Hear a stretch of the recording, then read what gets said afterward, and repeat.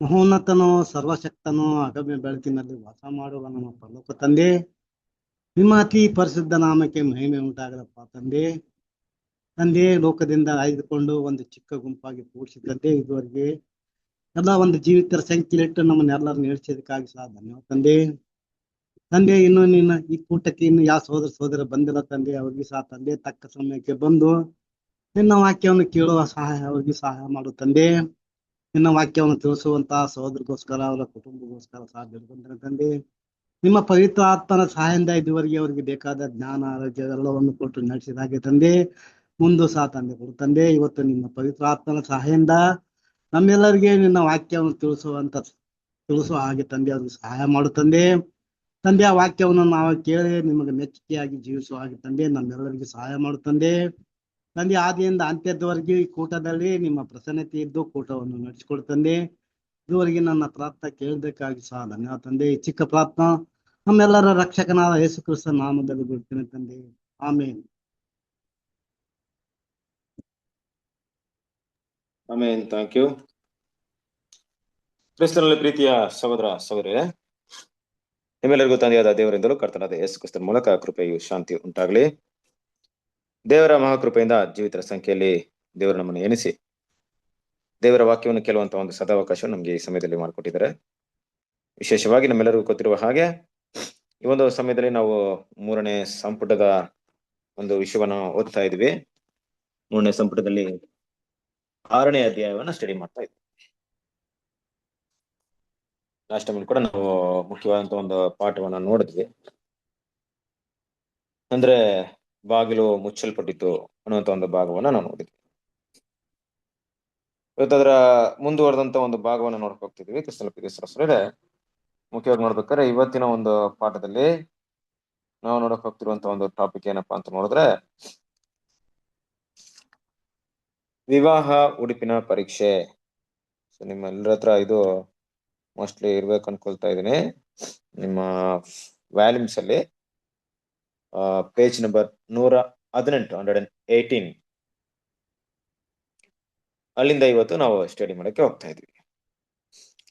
So ಈ ಒಂದು ವಿಷಯವನ್ನ ನಾವು ಸ್ಟಡಿ ಮಾಡೋಕ್ಕೆ ಮೊದಲು ಒಂದು ವಾಕ್ಯ ಭಾಗವನ್ನು ಓದೋಣ. ಈ ಇಡೀ ಒಂದು ಪಾಠ ಕೂಡ ಅದರ ಮೇಲೆ ಆಧಾರಿತವಾಗಿದೆ.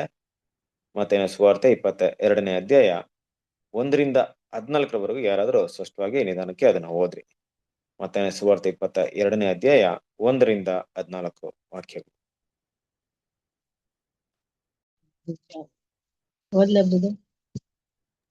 ಓದಿ ಶಾಂತಮ್ಮ ಸಿಸ್ಟರ್. ಯೇಸು ಬೋಧನೆ ಮಾಡುತ್ತಾ ಇನ್ನು ಸಾಮ್ಯ ರೂಪವಾಗಿ ಅವರಿಗೆ ಹೇಳಿದ್ದೇನೆಂದರೆ, ಪರಲೋಕ ರಾಜ್ಯವು ಮನುಷ್ಯನಿಗೆ ಮದುವೆ ಮಾಡಿದ ಒಬ್ಬ ಅರಸನಿಗೆ ಹೋಲಿಕೆಯಾಗಿದೆ. ಅವನು ಮದುವೆಗೆ ಹೇಳಿಸಿಕೊಂಡವರನ್ನು ಕರೆಯುವುದಕ್ಕೆ ತನ್ನ ಆಳುಗಳನ್ನು ಕಳಿಸಲು ಬರುವವರಿಗೆ ಅವರಿಗೆ ಮನಸ್ಸಿರಲಿಲ್ಲ. ತಿರುಗಿ ಬೇರೆ ಆಳುಗಳನ್ನು ಕರೆದು, ನೀವು ಊಟಕ್ಕೆ ಹೇಳಿಸಿಕೊಂಡವರ ಬಳಿಗೆ ಹೋಗಿ, ಇಗೋ ಅಡಿಗೆ ಸಿದ್ಧವಾಗಿದೆ, ನನ್ನ ಹೋರಿಗಳನ್ನು ಕೊಬ್ಬಿದ ಪಶುಗಳನ್ನು ಕೊಯ್ಸಿದ್ದೇನೆ, ಎಲ್ಲ ಸಿದ್ಧವಾಗಿದೆ, ಮದುವೆಯ ಊಟಕ್ಕೆ ಬನ್ನಿರೆಂಬುದಾಗಿ ಅವರಿಗೆ ಹೇಳಿರೆಂದು ಅಪ್ಪಣೆ ಕೊಟ್ಟು ಕಳುಹಿಸಿದನು. ಆದರೆ ಅವರು ಲಕ್ಷ್ಯ ಮಾಡಿ ಒಬ್ಬನು ತನ್ನ ಹೊಲಕ್ಕೆ, ಒಬ್ಬನು ತನ್ನ ವ್ಯಾಪಾರಕ್ಕೆ ಹೋಗಿಬಿಟ್ಟರು. ಉಳಿದವರು ಅವನ ಆಳುಗಳನ್ನು ಹಿಡಿದು ಬೈದು ಕೊಂದು ಹಾಕಿದ್ದರು. ಅರಸನು ಸಿಟ್ಟುಗೊಂಡು ತನ್ನ ದಂಡಾಳುಗಳನ್ನು ಕಳುಹಿಸಿ ಆ ಕೊಲೆಗಾರರನ್ನು ನಾಶ ಮಾಡಿ ಅವರ ಪಟ್ಟಣಗಳನ್ನು ಸುಟ್ಟಿಬಿಟ್ಟನು. ಆಗ ತನ್ನ ಆಳುಗಳಿಗೆ, ಮದುವೆಗೆ ಸಿದ್ಧವಾಗಿದೆ ಸರಿ, ಆದರೆ ಕರೆಯಲ್ಪಟ್ಟವರು ಯೋಗ್ಯರಾಗಿರಲಿಲ್ಲ. ನೀವು ಈಗ 4 ಹಾದಿಗಳ ಕೂಡುವ ಸ್ಥಳಗಳಿಗೆ ಹೋಗಿ ಕಂಡವರನ್ನೆಲ್ಲ ಮದುವೆಯ ಊಟಕ್ಕೆ ಕರೆಯಿರಿ ಎಂದು ಹೇಳಿದನು. ಆಳುಗಳು ಹಾದಿಗಳಿಗೆ ಹೋಗಿ ಕೆಟ್ಟವರು ಒಳ್ಳೆಯವರು ಅನ್ನದೆ ಕಂಡವರನ್ನೆಲ್ಲ ಕೂಡಿಸಿ ಕರಕೊಂಡು ಬಂದರು. ಹೀಗೆ ಮನೆ ತುಂಬಿ ಊಟಕ್ಕೆ ಕೂತರು. ಆಮೇಲೆ ಅರಸನು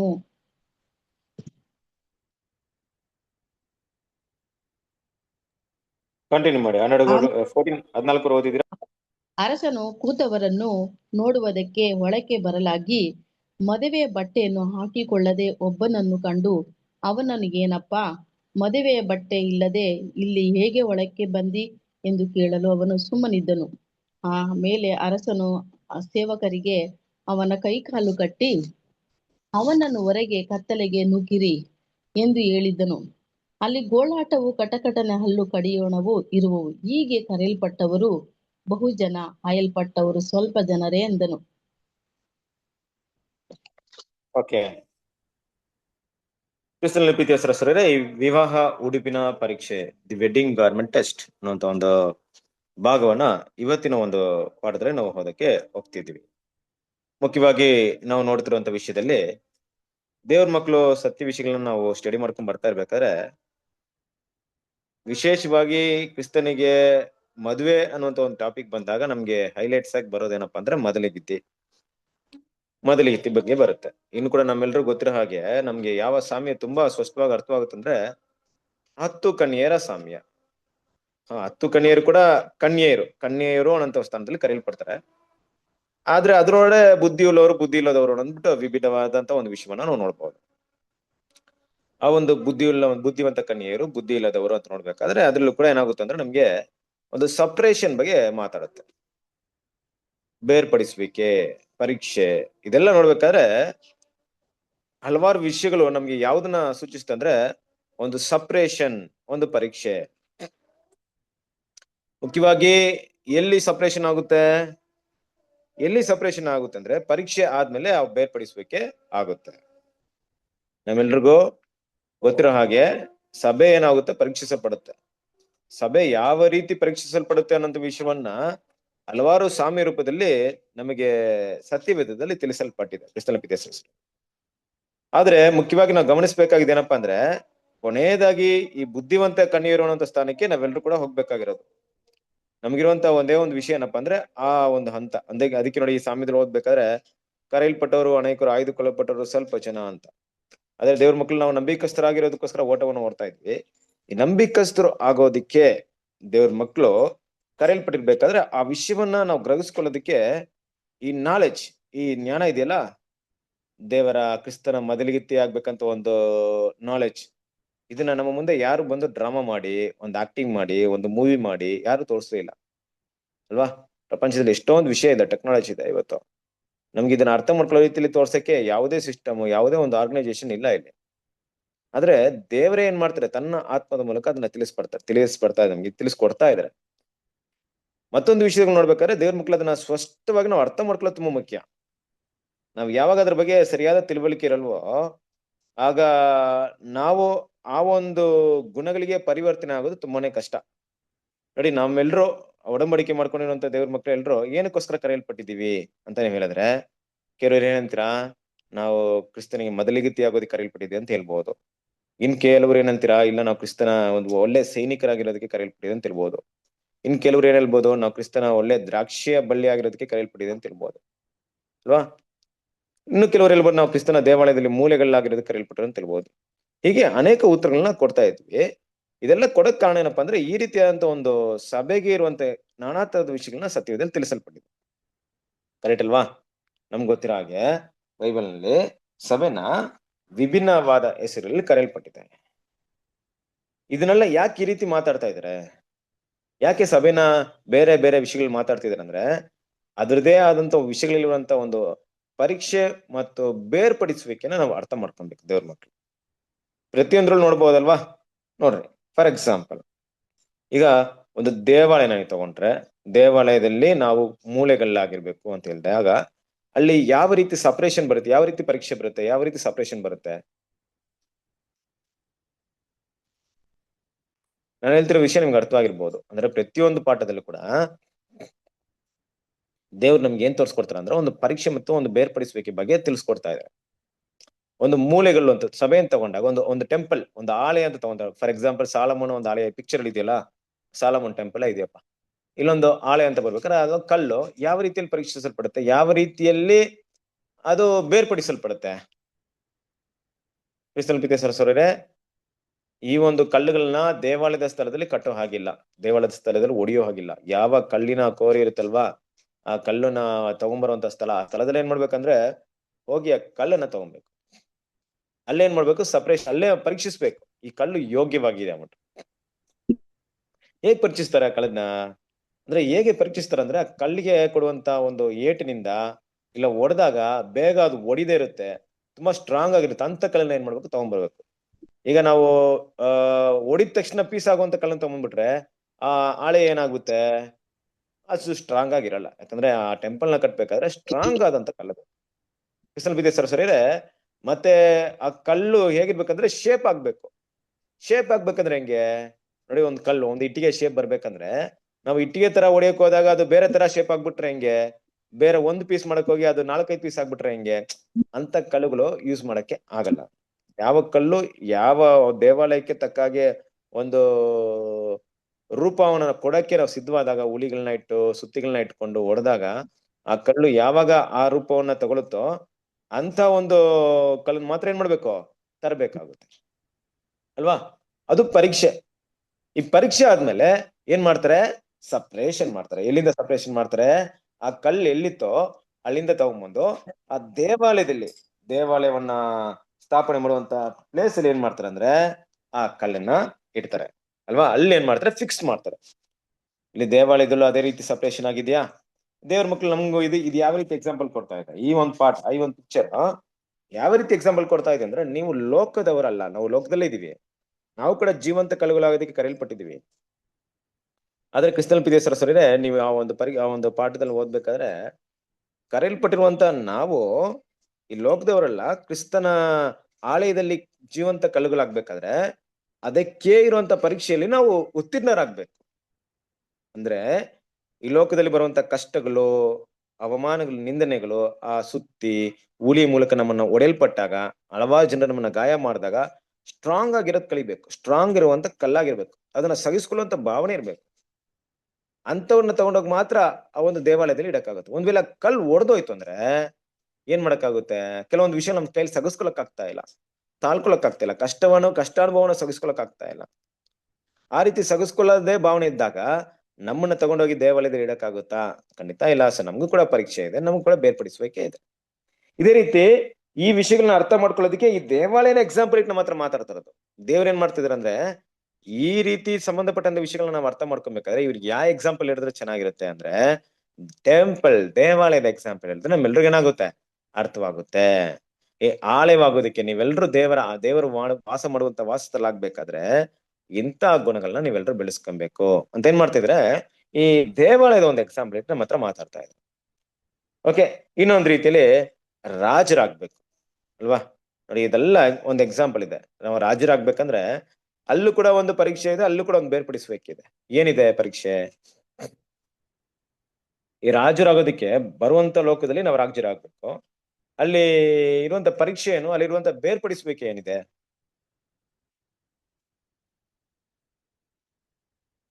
ಏನಾದ್ರೂ ಇದೆಯಾ? ಏನ್ ಅನ್ಸುತ್ತೆ ನಿಮ್ಗೆ? ಇದೀರಾ ಎಲ್ಲೋ? ಅಟೆನ್ಷನ್ ಎಲ್ರು ಇಲ್ಲೇ ಇದೀರಾ? ಎಲ್ಲ ಝೂಮ್ ಅಲ್ಲಿ ಇದೀರಾ? ಎಸ್, ಹಾ ಹೇಳಿ, ಅರ್ಥ ಆಗ್ತಿದ್ಯಾ? ಸ್ವಲ್ಪ ಇದೆ ಸರ್ ಆಕ್ಟಿವ್ ಆಗಿರ್ರಿ. ಒಂದು ನಾನು ಮಾತಾಡೋದು ನಿಮ್ಗೆ ಕೇಳಿಸ್ತಾ ಇದೆಯಾ? ಹ್ಯಾಂಡ್ ರೈಸ್ ಮಾಡಿ, ಅಲ್ಲಿನಂತ ಹ್ಯಾಂಡ್ ರೈಸ್ ಸಿಂಬಲ್ ನ ಪ್ರೆಸ್ ಮಾಡಿ. ಕೇಳಿಸ್ತಾ ಇದೆಯಾ? ಕನೆಕ್ಟ್ ಆಗ್ತಿದ್ದೀರಾ ನೀವು? ಕೇಳಿಸ್ತಿದೆ ಬ್ರದರ್. ಗುಡ್. ನೆಕ್ಸ್ಟ್ ಟೈಮ್ ಎಲ್ರನ್ನ ಮಾತಾಡಿಸ್ಬೇಕು, ಅವಾಗಲೇ ಗೊತ್ತಾಗುತ್ತೆ ನೀವು ಎಲ್ರಿಗೂ ಆಕ್ಟಿವ್ ಆಗಿದ್ದೀರಾ ಅಂದ್ಬಿಟ್ಟು. ಈ ಏನಂತಾರೆ ಅಂದ್ರೆ, ಒಂದ್ಸರಿ ಒಂದು ಸ್ಟೋರಿ ಬೇಕಾಗುತ್ತೆ ನಿಮ್ಗೆ. ರಾಜ ಏನ್ ಮಾಡ್ತಾರೆ, ರಾಜ ಅಂತ ಬಂದಾಗ ರಾಜನ ವಿಷಯ ಬಂದ್ಬಿಡುತ್ತೆ ನೋಡಿ ನಮ್ಗೆ. ರಾಜ ಏನ್ ಮಾಡ್ತಾರೆ ಅಂದ್ರೆ, ತನ್ನ ಮಗನಿಗೆ ಹಾಲಿನ ಅಭಿಷೇಕ ಮಾಡ್ಬೇಕು, ಹಾಲಲ್ಲಿ ಸ್ನಾನ ಮಾಡಿಸ್ಬೇಕಂತ ಆಸೆ ಪಡ್ತಾರೆ. ಆಸೆ ಪಟ್ಟು ಏನ್ ಮಾಡ್ತಾರೆ ಅಂದ್ರೆ, ನಾನು ಈ ಹಾಲನ್ನ ಏನ್ ಮಾಡ್ಬೇಕಂದ್ರೆ, ನಾನು ಕೊಡಂತ ಹಾಲಿಂದ ಸ್ನಾನ ಮಾಡ್ಸಲ್ಲ, ಇಡೀ ಪ್ರಜೆಗಳಿಂದ ಹಾಲನ್ನ ತಗೊಂಡ್ಬರ್ತೀನಿ ಅಂದ್ಬಿಟ್ಟು ಏನ್ ಮಾಡ್ತಾರೆ, ಹಾಲನ್ನ ತಗೊಂಬರಕ್ ಹೋಗ್ತಾರೆ. ಈ ಕೆಲಸನ ರಾತ್ರಿಯಲ್ಲಿ ಮಾಡಿಸ್ತಾರೆ, ಬೆಳಿಗ್ಗೆಲಿ ಸ್ನಾನ ಮಾಡಿಸ್ಬೇಕಂದ್ಬಿಟ್ಟು. ರಾತ್ರಿ ಸೈನಿಕರು ಹೋಗಿರ್ತಾರೆ, ಹೋದಾಗ ಏನ್ ಮಾಡ್ತಾರೆ, ಪ್ರತಿ ಮನೆಯಲ್ಲಿ ಏನ್ ಮಾಡ್ತಾರೆ, ಹಾಲನ್ನ ತಗೊಂಬರ್ಬೇಕು, ಒಂದೊಂದು ಗ್ಲಾಸ್ ಹಾಲನ್ನ ಆ ಪಾತ್ರೆಯಲ್ಲಿ ಉಯ್ಬೇಕು. ಏನ್ ಮಾಡ್ತಾರೆ ಅಂದ್ರೆ, ಮೊದಲನೇ ಜನ ಆ ಹಾಲ್ ಯಾರೋ ಮೊದಲು ರಾಜ ಅಂತ ಸ್ವಲ್ಪ ಉಯ್ದಿರ್ತಾರೆ, ನಾನ್ ಸ್ವಲ್ಪ ನೀರಿನ ಹಾಕಿದ್ರೆ ಅದೇನೋ ಗೊತ್ತಾಗಲ್ಲ ಅಂದ್ಬಿಟ್ಟು ಏನ್ ಮಾಡ್ತಾರೆ, ನೀರನ್ನ ಉಯ್ತಾರೆ. ಎರಡನೇ ಮನೆಗೆ ಹೋದಾಗ ಅವ್ರ ಹಂಗೆ ತಿಳ್ಕೊಂಡಿರ್ತಾರೆ, ಎಲ್ಲ ಹಾಲು ಹಾಕಿರ್ಬೇಕಾದ್ರೆ ನಾನ್ ಮಾತ್ರ ಸ್ವಲ್ಪ ನೀರ್ ಹಾಕ್ಬಿಟ್ರೆ ಏನಂದ್ಬಿಟ್ಟು ಎಲ್ಲರ ಏನ್ ಮಾಡಿ ನೀರ್ ಹಾಕ್ತಾರೆ. ಕೊನೆಗೆ ಇಡೀ ದೇಶನ ಹಿಂಗೆ ತಿಳ್ಕೊಂಡು ಏನ್ ಮಾಡುತ್ತೆ, ಎಲ್ಲಾನು ನೀರ್ ಹಾಕಿರ್ತಾರೆ. ಈಚೆ ಬೆಳಿಗ್ಗೆ ಬಂದ್ ನೋಡಿದಾಗ ಅಲ್ಲಿ ಹಾಲೇ ಇರಲ್ಲ, ಎಲ್ಲ ನೀರೇ ಇರುತ್ತೆ. ಏನಕ್ಕೆ ವಿಷಯ ಹೇಳ್ತೀನಂದ್ರೆ, ಅವ್ರು ಮಾಡಿರ್ತಾರಂತ ನಾನ್ ಮಾಡಿರ್ತಾರಂತ ಅವರು ಏನ್ ಮಾಡ್ತೀವಿ ತಿಳ್ಕೊಂಡು ಎಲ್ರು ಅದೇ ತಪ್ಪು ಮಾಡ್ತಾರೆ. ದೇವ್ರ ಮಕ್ಳು ನಾವು ಕೆಲವೊಂದು ಆನ್ಸರ್ ಮಾಡ್ಬೇಕಾದ್ರೆ ನಾನ್ ಏನಕ್ ಮಾತಾಡೋದು, ಅವ್ರು ಮಾತಾಡ್ತಾರೆ ಬಿಡು, ನಾನ್ ಸೈಲೆಂಟ್ ಆಗಿರ್ತೀನಿ, ಅವ್ರು ಮಾತಾಡಿದ್ರೆ ಸಾಕು, ನಾನ್ ಮಾತಾಡೋದಲ್ಲ, ನನ್ ಕರೀತಲ್ಲ. ಯಾರಾದ್ರೂ ಒಬ್ರು ರೆಸ್ಪಾನ್ಸ್ ಫಸ್ಟ್ ಆಗಿ ಮಾಡ್ಬೇಕು, ಕ್ವಿಕ್ ರೆಸ್ಪಾನ್ಸ್ ಮಾಡ್ಬೇಕು. ವಿಷಯಗಳನ್ನ ಕೇಳಿದಾಗ ಮುಂದೆ ಬರ್ಬೇಕು, ಆಸಕ್ತರಾಗಿರ್ಬೇಕು ಅಲ್ವಾ. ದೇವ್ರ ವಿಷಯ ಇದು, ಯಾವುದೇ ರೀತಿಲಿ ಏನಿಲ್ಲ, ಯಾವುದೇ ನಾವು ಸ್ಕೂಲಲ್ಲಿ ಎಕ್ಸಾಮ್ ಬರೀತಾ ಇಲ್ಲ, ಬೇರೆ ವಿಷಯ ಅಲ್ಲ. ದೇವ್ರ ವಿಷಯಕ್ಕೆ ಆಸಕ್ತಿನ ತೋರಿಸ್ರಿ. ಒಂದು ವಿಷಯ ಅಲ್ದಾಗ ಇಮಿಡಿಯೇಟ್ ಕನೆಕ್ಟ್ ಮಾಡ್ರಿ, ರೆಸ್ಪಾನ್ಸ್ ಮಾಡ್ರಿ. ಓಕೆನಾ? ನಾನು ನಿಮ್ಮ ಹತ್ರ ಜಾಸ್ತಿ ಪ್ರಶ್ನೆಗಳು ಕೇಳ್ತಾ ಇಲ್ಲ, ಸಿಂಪಲ್ ಆಗಿ ಕೆಲವೊಂದು ವಿಷಯ ಕೇಳ್ತಾ ಇದ್ದೇನೆ. ರಾಜರಾಗೋದಕ್ಕೆ ನಮ್ಮಲ್ಲಿ ಏನು ಪರೀಕ್ಷೆ ಇದೆ, ಏನು ಬೇರ್ಪಡಿಸ್ಬೇಕಿದೆ?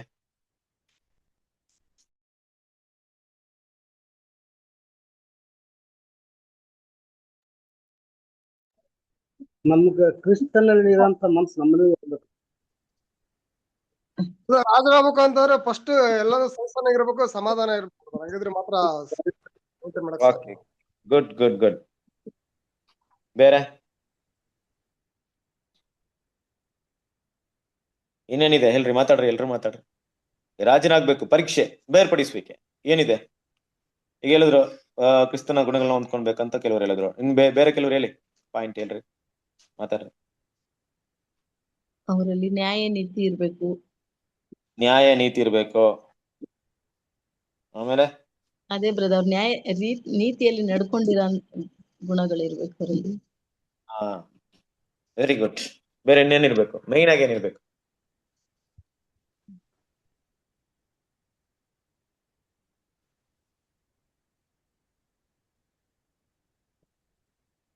ಓಕೆ, ಬೇರೆ? ರಾಜ ಅಂದ್ರೆ ಈಗ ಏನ್ ಮಾಡ್ತಾರೆ? ಒಬ್ಬ ರಾಜನ ಮುಖ್ಯವಾದ ಕೆಲಸ ಏನಪ್ಪಾ, ಏನಿರುತ್ತೆ? ಆಳ್ವಿಕೆ ಮಾಡ್ತಾರೆ. ಆಳ್ವಿಕೆ ಮಾಡುವಂತ ಒಂದು ಜ್ಞಾನ ಹೊಂದಿರ್ಬೇಕು. ಜ್ಞಾನ ಹೊಂದಿರ್ಬೇಕು, ಕರೆಕ್ಟಾ? ಆ ಜ್ಞಾನ ಇದೆಯಾ ನಮ್ಮೆಲ್ರಿಗೂ? ಆ ಜ್ಞಾನ, ಆಳ್ವಿಕೆ ಮಾಡುವಂತ ಜ್ಞಾನ ಇದೆಯಾ ನಮ್ಮ ಹತ್ರ? ಆಳ್ವಿಕೆ ಮಾಡುವಂತ ಜ್ಞಾನ ಇದೆ ಅಂತ ದೇವ್ರಿಗೆ ಹೆಂಗ್ ಗೊತ್ತಾಗುತ್ತೆ? ಹೆಂಗ್ ಗೊತ್ತು ದೇವ್ರಿಗೆ ಇವ್ರಿಗೆ ಆಳ್ವಿಕೆ ಮಾಡುವಂತ ಜ್ಞಾನ ಇದೆ ಅಂತ? ದೇವ್ರು ಹೆಂಗ್ ಪರೀಕ್ಷೆ ಮಾಡ್ತಾರೆ? ನಾನು ಪರೀಕ್ಷೆ ಬಗ್ಗೆ ಕೇಳ್ತಾ ಇದ್ದೀನಿ ತಾನೆ. ನಾವ್ ಎಷ್ಟರ ಮಟ್ಟಿಗೆ ಕಾರ್ಯಗಳ ಬಗ್ಗೆ ತಿಳ್ಕೊಳ್ತಾರೆ ನಾವ್ ಮಾಡುವಂತ, ಹೆಂಗ್ ರೂಲ್ ಮಾಡೋದು, ನಾವ್ ನಡ್ಕೊಳ್ಳೋ ರೀತಿಯಿಂದ. ಓಕೆ, ಕ್ರಿಸ್ತನಲ್ಲಿ ಪ್ರೀತಿ ಹೆಸರು ಸರಿ ಇದೆ. ದೇವ್ರು ನಾವು ಆಳ್ವಿಕೆ ಮಾಡೋದಕ್ಕೆ ಯೋಗ್ಯರಾಗಿದೆ ಅಂದ್ಬಿಟ್ಟು ಒಂದು ಟೆಸ್ಟ್ ಮಾಡ್ತಾರೆ. ಏನ್ ಟೆಸ್ಟ್ ಗೊತ್ತಾ? ಓದ್ರಿ, ಜ್ಞಾನೋಕ್ತಿಗಳು 16ನೇ ಅಧ್ಯಾಯ 32ನೇ ವಾಕ್ಯ ಓದ್ರಿ. ಜ್ಞಾನೋಕ್ತಿಗಳು 16ನೇ ಅಧ್ಯಾಯ 32ನೇ ವಾಕ್ಯ.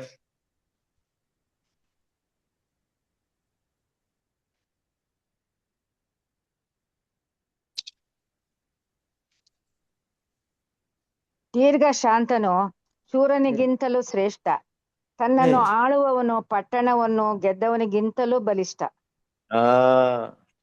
ನಾವು ಇನ್ನೊಬ್ರನ್ನ ಕರೆಕ್ಟ್ ಆಗಿ ರೂಲ್ ಮಾಡ್ತೀವಿ ಅಂದ್ರೆ ಫಸ್ಟ್ ನಮ್ಮನ್ನ ರೂಲ್ ಮಾಡಕ್ ಕಲಿಬೇಕು. ಇದೇ ನಮ್ಗಿರೋ ಪರೀಕ್ಷೆ. ಯಾರು ನಮ್ಮನ್ನ ಆಳಕ್ ಕಲಿತೀವೋ, ದೇವರ ಚಿತ್ತಕ್ಕೆ, ದೇವ್ರ ಯೋಜನೆಗಳಿಗೆ, ಕ್ರಿಸ್ತನ ಸಾರಿ ಬೆಳೆಸೋದಿಕ್ಕೆ ನಮ್ಗಿರುವಂತಹ ಮಾಂಸ ಬೆಲೆಯನ್ನ ಜಯಿಸಿ ಅದನ್ನ ಕಂಟ್ರೋಲ್ ಮಾಡಿ ಕ್ರಿಸ್ತನ ಸಾರಿ ಬೆಳೆಸ್ತೀವೋ ಅವ್ರು ಮಾತ್ರ ಆಳ್ವಿಕೆ ಮಾಡೋದು ಅಲ್ವಾ. ನಮ್ಗಿರೋ ಪರೀಕ್ಷೆ ಏನಪ್ಪಾ ಅಂದ್ರೆ, ಬೇರೆಯವ್ರನ್ನ ಆಳಕ್ಕಿಂತ ಮೊದಲು ನಿನ್ನನ್ನ ಆಳಕ್ ಕಲಿ. ನಿನ್ನನ್ನ ಆಳಕ್ ಕಲಿತ್ಬಿಟ್ರೆ ನಿನ್ನಿಂದ ಬೇರೆಯವ್ರನ್ನ ಆಳಕ್ಕಾಗುತ್ತೆ. ಕರೆಕ್ಟಾ? ನಮ್ಗಿದೆ ಪರೀಕ್ಷೆ ಇರೋದು. ಪ್ರೆಸೆಂಟ್ ನಮ್ಗಿರೋ ಪರೀಕ್ಷೆ ಇದೆ. ನಮ್ ಪ್ರಪಂಚವನ್ನ ಆಳೋದು, ನಮ್ ಮನೇನ ಆಳೋದು, ಎಕ್ಲಿಷನ್ ಆಳೋದಲ್ಲ ನಮ್ ಪರೀಕ್ಷೆ.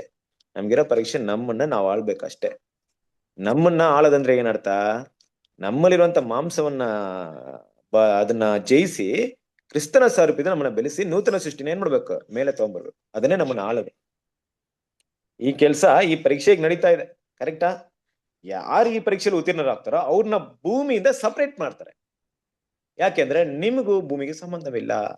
ನೀವು ಕ್ರಿಸ್ತನಿಗೆ ರಾಜನಾಗಿರ್ರಿ, ಕ್ರಿಸ್ತನ ಜೊತೆಗೆ ಆಳ್ವಿಕೆ ಮಾಡ್ರಿ ಅಂತ ಸಪರೇಟ್ ಮಾಡ್ತಾರೆ. ಕರೆಕ್ಟಾ? ನಡೀತಾ ಇದೆಯಾ? ನೋಡ್ರಿ, ಪ್ರತಿಯೊಂದು ವಿಷಯದಲ್ಲಿ ನೀವು ತಗೊಂಡ್ರು ಕೂಡ ಈ ತರ ವಿಷಯ ನೋಡ್ಬಹುದು. ನೋಡಿ, ಮುಂದಿನ ವಿಷಯ ತಗೊಬಹುದು, ಸೋಲ್ಜರ್ ಆಫ್ ಕ್ರೈಸ್ಟ್, ಕ್ರಿಸ್ತನ ಸೈನಿಕನು ಅಂತ. ಈ ಕ್ರಿಸ್ತನ ಸೈನಿಕರಾಗೋದ್ರಲ್ಲಿ ಏನ್ ಸಪರೇಷನ್ ಇದೆ? ಏನೋ ನಮ್ಗೆ ಪರೀಕ್ಷೆ ಇದೆ, ಏನ್ ಸಪರೇಷನ್ ಇದೆ?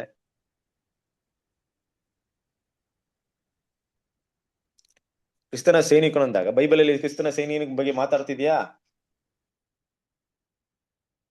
ಹೌದ್ರಿ ಮಾತಾಡ್ತೀನಿ. ಏನು ಏನ್ ಮಾತಾಡುತ್ತೆ? ಅಂದ್ರೆ ಒಳ್ಳೆ ಸೈನಿಕನಾಗಿ ಹೋರಾಡ್ಬೇಕು brother. ಒಳ್ಳೆ ಸೈನಿಕನಾಗಿ ಹೋರಾಡ್ಬೇಕು. ಕರೆಕ್ಟ್, ಒಳ್ಳೆ ಸೈನಿಕನ ಹೋರಾಡ್ಬೇಕು. ಎಲ್ಲಿದೆ ವಾಕ್ಯ ಅದು? ಬ್ರದರ್ ಅದು 2 ಇಲ್ಲ. ಓದ್ರಿ 2 ತಿಮೋಥೆಯ 2ನೇ 2 ಅಧ್ಯಾಯ ತಿಮೋಥೆ 3ನೇ ವಾಕ್ಯ ಓದ್ರಿ. 2:3 ಅಲ್ವಾ ಬ್ರದರ್? ಹಾ, ಯೇಸು ಕ್ರಿಸ್ತನ ಒಳ್ಳೆ ಸೈನಿಕನಂತೆ ನನ್ನೊಂದಿಗೆ ಶ್ರಮೆಯನ್ನು ಅನುಭವಿಸಿ ಯುದ್ಧಕ್ಕೆ ಹೋಗುವ ಸೈನಿಕ. ಸಾಕು ಅಲ್ವಾ? ಏನಂತಿದ್ರೆ ಒಳ್ಳೆ ಸೈನಿಕ ಅಂದ್ರೆ ಶ್ರಮೆಯನ್ನು ಅನುಭವಿಸನಾಗಿರ್ಬೇಕು ಅಲ್ವಾ? ಶ್ರಮೆ ಅಂದ್ರೆ ಏನು? ಕ್ರಿಸ್ತನಿಗೋಸ್ಕರ ಬಾಧೆ ಪಡಕ್ಕೆ ಆಸಕ್ತನಾಗಿರ್ಬೇಕು. ಯುದ್ಧಕ್ಕೆ ಹೋದಾಗ ಸುಮ್ಮನೆ ಇರುತ್ತಾ? ಯುದ್ಧಕ್ಕೆ ಹೋದಾಗ ಒಬ್ಬ ಸೋಲ್ಜರ್ ಹೋದಾಗ, ಅಪ್ಪ ನಿನ್ಗೆ ಏನು ಆಗಲ್ಲಪ್ಪ, ಗುಂಡು ತಗಲಲ್ಲ, ಆರಾಮಾಗಿರುತ್ತೆ, ಚೆನ್ನಾಗಿ ಮಲ್ಕೊಬಹುದು, ಚೆನ್ನಾಗಿ ನಿದ್ದೆ ಮಾಡ್ಬೋದು, ಚೆನ್ನಾಗಿ ಗೆದ್ದೊಳ್ಬೋದು, ಫ್ರೀಡಮ್ ಆಗಿರೋ, ಯಾವಾಗ ಬೇಕಾದ್ರೆ ಹೆಂಗ್ ಬೇಕಾದ್ರೆ ಮೊಬೈಲ್ ನೋಡ್ಕೊಂಡಿರೋ, ಯೂಟ್ಯೂಬ್ ನೋಡ್ಕೊಂಡಿರೋ, ಟಿವಿ ನೋಡ್ಕೊಂಡಿರೋ ಅಂತ ಎಲ್ಲ ಹೇಳ್ತಾರ ಸೈನಿಕರಿಗೆ? ಏನು ಇಲ್ಲ. ನಿನ್ ಮಕ್ಕಳು ಮನೆ ಕೂಡ ಮರಿಬೇಕು ನೀನು. ಅವ್ರನ್ನು ಕೂಡ ನೀನ್ ನೋಡೋಂಗಿಲ್ಲ ದೇಶ ಕಾಯ್ಬೇಕಾದ್ರೆ. ಯಾವಾಗ 12 ಗಂಟೆ ನೈಟ್ ಅಲ್ಲಿ ನಿಂಗೊಂದು ಅಲಾರಾಮ್ ಬಂದ್ರೆ, ಇನ್ಫಾರ್ಮೇಶನ್ ಬಂದ್ರೆ, ಯುದ್ಧ ಬಂದಿದೆ ಅಂದ್ರೆ ಟಕ್ ಅಂತ ಎದ್ದು ನಿದ್ದೆಗಿದ್ದೆಲ್ಲ ಬಿಟ್ಟು ಓಡ್ಬೇಕು. ಪ್ರತಿದಿನ ಇದಕ್ಕೆ ಯೋಗ್ಯನಾಗಿ ನೀನ್ ಯಾವಾಗ್ಲೂ ಪ್ರಿಪೇರ್ಡ್ ಆಗಿರ್ಬೇಕು. ಎಕ್ಸರ್ಸೈಸ್ ಮಾಡಿ ಬಾಡಿನ ಆಕ್ಟಿವ್ ಆಗಿ ಇಟ್ಕೊಬೇಕು. ಇನ್ ಬಿಟ್ಬಿಟ್ರೆ ನಿನ್ ದೇಹ ಏನಾಗುತ್ತೆ? ಒಂದು ಸ್ಥೂಲತೆ ಆಗ್ಬಿಟ್ರೆ, ಇಲ್ಲ ದೇಹದ ಬಲವಿನ ಆಗ್ಬಿಟ್ರೆ ನೀವು ಯುದ್ಧಕ್ಕೆ ಹೋಗೋದಕ್ಕೆ ಶಕ್ತನಾಗಿರಲ್ಲ. ನೀನ್ ಯಾವಾಗ್ಲೂ ಫಿಟ್ನೆಸ್ ಆಗಿ ಇಟ್ಕೊಬೇಕು. ಆ ಶ್ರಮೆ, ಆ ಕಷ್ಟವನ್ನ ಏನ್ ಮಾಡ್ಬೇಕು? ಅನುಭವಿಸಕ್ಕೆ ನಿಂಗೆ ಆಸಕ್ತಿ ಇರ್ಬೇಕು.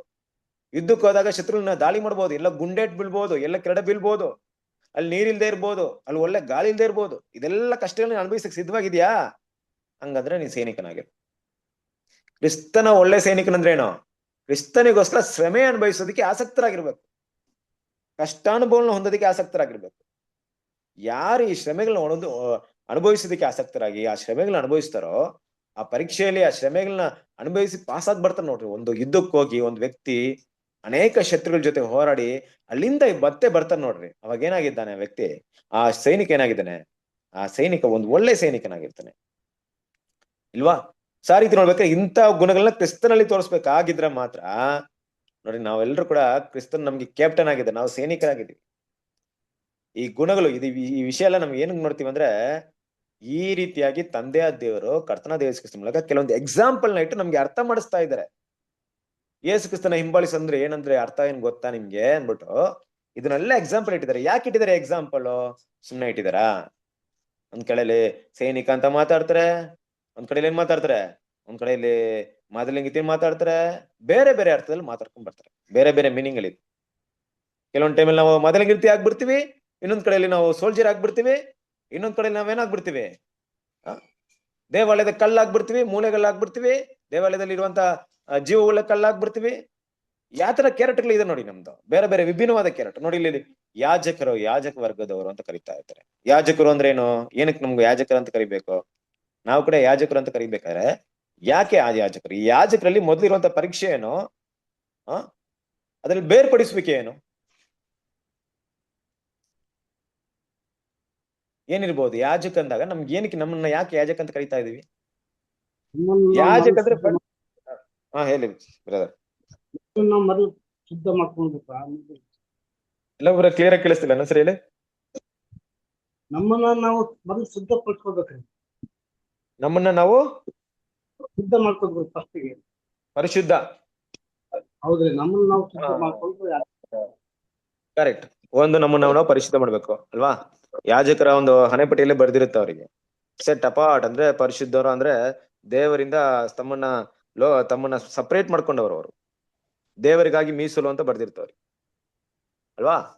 ಹಾಗಿರ್ಬೇಕಾದ್ರೆ ನಮ್ಮ ಅಂದ್ರೆ ದೇವರಿಂದ ಸಪರೇಟ್ ಆಗಿ, ಅಂದ್ರೆ ಪ್ರಪಂಚದ ವಿಷಯಗಳನ್ನ ಸಪರೇಟ್ ಆಗಿ ಪರಿಶುದ್ಧ ಮಾಡ್ಕೊಳ್ತಿದ್ವಿ.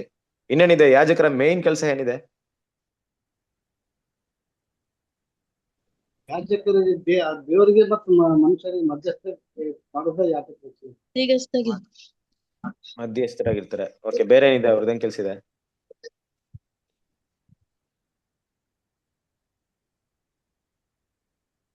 ನಮ್ಮನ್ನ ಯಾಜಕರ ಅಂತ ಕರೆಯೋದು ಮುಖ್ಯವಾದ ಉದ್ದೇಶ ಏನ್ ಗೊತ್ತಾ? ಅವ್ರು ಮಾಡ್ತಾರಂತ ಒಂದ್ ಕೆಲಸ ನಾವು ಮಾಡ್ತಾ ಇದೀವಿ. ಏನ್ ಗೊತ್ತಾ ಅದು? ನಿಮ್ಮೆಲ್ರೂ ಗೊತ್ತಿರೋಂತ ವಿಷಯನೇ. ರೋಮಪುರದವರಿಗೆ 12ನೇ ಅಧ್ಯಾಯ 1ನೇ ವಾಕ್ಯ ಹೋದ್ರಿ. ರೋಮಪುರದವರಿಗೆ 12ನೇ ಅಧ್ಯಾಯ 1ನೇ ವಾಕ್ಯ.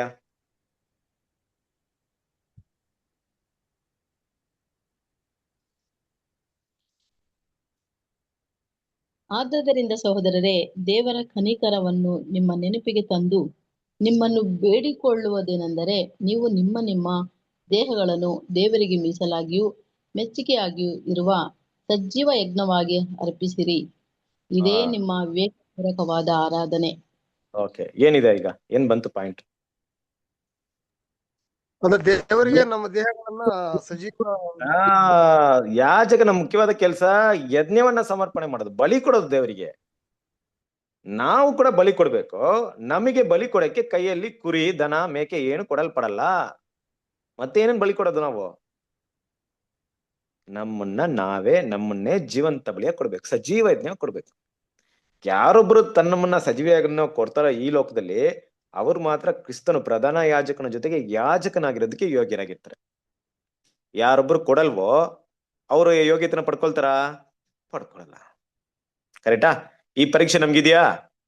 ಅಂದ್ರೆ ದೇವ್ರೇನ್ ಹೇಳ್ತಿದ್ರೆ, ನೀನು ಕ್ರಿಸ್ತನಿಗೆ ಸಭೆಯಲ್ಲಿ ಆತನ ಆಲಯದಲ್ಲಿ ಕಲ್ಲಾಗಿರ್ಬೇಕಾದ್ರೆ ಆ ಕಳ್ಳಿನ ಗುಣನ ಪಡ್ಕೋ. ಇನ್ನೊಬ್ಬ ರಾಜನಾಗಿರ್ಬೇಕಾದ್ರೆ ತನ್ನನ್ನ ಆಳುವಂತ ಗುಣನ ಪಡ್ಕೋ. ಇನ್ನೊಬ್ಬ ಯಾಜಕನಾಗಿರ್ಬೇಕಾದ್ರೆ ನಿನ್ನ ಬಲಿ ಕೊಡುವಂತ ಗುಣವನ್ನ ಪಡ್ಕೋ. ಇದನ್ನೆಲ್ಲ ನೀನ್ ನಿರೂಪಿಸಿ ತೋರ್ಸು, ಪ್ರೂವ್ ಮಾಡು. ನಿನ್ನಲ್ಲಿ ಇದೆಲ್ಲ ಇದೆ ಅಂದ್ರೆ ಅವಾಗ ನಾನು ಏನ್ ಮಾಡ್ತೀನಿ, ಆ ಒಂದು ಜವಾಬ್ದಾರಿ ನಿನ್ ಕೈಲಿ ಕೊಡ್ತೀನಿ. ನೀನ್ ಇದನ್ನ ತೋರ್ಸೇ ಇಲ್ಲ ಅಂದ್ರೆ ನಿನ್ನ ನಂಬಿ ನಾನು ಹೆಂಗ್ ಕೊಡೋದು? ನೋಡ್ರಿ, ಹಾಗಾಗಿ ಹಲ್ವಾರು ಎಕ್ಸಾಂಪಲ್ ಮಾತಾಡ್ತಾರೆ. ಇನ್ನೊಂದ್ ಕಡೆ ಮಾತಾಡ್ಬೇಕಾದ್ರೆ ಏನಂತ ಮಾತಾಡ್ತಾರೆ? ದ್ರಾಕ್ಷಿ ಬಲಿ ಬಗ್ಗೆ ಮಾತಾಡ್ತಾರೆ. ನಾನೇ ನಿಜವಾದ ದ್ರಾಕ್ಷಿ ಬಳ್ಳಿ ಅಂತ. ಏನಿದೆ ದ್ರಾಕ್ಷಿ ಬಳಿಯಲ್ಲಿ? ಈ ಸಪರೇಷನ್, ಈ ಪರೀಕ್ಷೆ ಮತ್ತು ಬೇರ್ಪಡಿಸುವಿಕೆ ಏನಿರುತ್ತೆ ಅಂದ್ರೆ, ಪರೀಕ್ಷೆ ಅಂದ್ರೆ ಏನ್ ಗೊತ್ತಾ? ಅಲ್ಲಿ ಕ್ಲಿಯರ್ ಆಗಿ ಅರ್ಥ ಮಾಡ್ಕೊಳ್ಳಿ. ಈ ದ್ರಾಕ್ಷಿಯನ್ನಾಗಿ ನೀವು ಮಾರ್ಪಡ್ಬೇಕು. ಮಾರ್ಪಡಕ್ಕೆ ಬೇಕಾಗಿರುವಂತ ಗುಣಲಕ್ಷಣ ನಿಮ್ಮಲ್ಲಿ ಕಾಣಿಸ್ಬೇಕು. ಅವಾಗ ನಿಮ್ಮನ್ನ ಅಲ್ಲಿಂದ ಸಪರೇಟ್ ಮಾಡ್ತೀನಿ, ಬೇರೆ ಒಂದು ವಿಷಯಕ್ಕೆ ಯೂಸ್ ಮಾಡ್ತೀನಿ. ಅಲ್ಲಿವರೆಗೂ ನಾನು ಅಲ್ಲಿಂದ ನಿಮ್ಮನ್ನ ಬೇರೆ ವಿಷಯಕ್ಕೆ ಯೂಸ್ ಮಾಡಕ್ ಹೋಗಲ್ಲ. ಇಲ್ಲ, ಅಲ್ಲಿವರೆಗೂ ನೀವು ಅಲ್ಲೇ ಇರ್ತೀರಾ. ಇಲ್ಲ ಅಂದ್ರೆ ಬೇರೆ ಯಾರ ಗುಣವನ್ನ ತೋರಿಸ್ತಾರೋ ಅಂತ ಗುಣವನ್ನ ತೋರಿಸ್ತಾರ ಅವ್ರನ್ನ ಯೂಸ್ ಮಾಡ್ತೀನಿ. ನೋಡಿ, ದ್ರಾಕ್ಷಿ ಅನ್ನೋದು ಒಂದು ಗುಣ, ಒಂದು ಹಣ್ಣಿಲ್ಲಿ ಒಂದು ಗುಣವನ್ನ ದೇವ್ರು ಏನ್ ಮಾಡ್ತಾರೆ? ತೋರ್ಸಕ್ ಇಷ್ಟಪಡ್ತಾ ಇದಾರೆ. ಏನಿರ್ಬಹುದು ದ್ರಾಕ್ಷಿಯಲ್ಲಿ? ಏನಿರ್ಬಹುದು? ತುಂಬಾ ವಿಷಯ ಇದೆ. ಏನಾದ್ರೂ ಹೇಳಿ ನೋಡೋಣ. ನಿಮ್ಗೆ ಏನ್ ಅನ್ಸುತ್ತೆ ಅದನ್ನ ಹೇಳಿ ನೋಡೋಣ. ಅಂದ್ರೆ ಫಲ ಕೊಡುವಂತ ಕೊಂಬೆ ಇರುತ್ತೆ, ಫಲ ಕೊಡದೇ ಇರೋಂತ ಕೊಂಬೆನೇ ಇರ್ತದೆ. Very good. ಫಲ ಕೊಡುವಂತದ್ದು ಇರುತ್ತೆ, ಫಲ ಕೊಡದಿರೋಂತ ಇರುತ್ತೆ. ಸೊ ನಾವ್ ಹೇಗಿರ್ಬೇಕು? ಫಲ ಕೊಡುವಂತ ಕೊಂಬೆಗಳಾಗಿರ್ಬೇಕು. ಫಲ ಕೊಡುವಂತ ಕೊಂಬೆಗಳಾಗಿರ್ಬೇಕು. ಫಲ ಕೊಡುವಂತ ಕೊಂಬೆಗಳಾಗಿರೋದಕ್ಕೆ ನಾವ್ ಏನ್ ಮಾಡ್ಬೇಕು?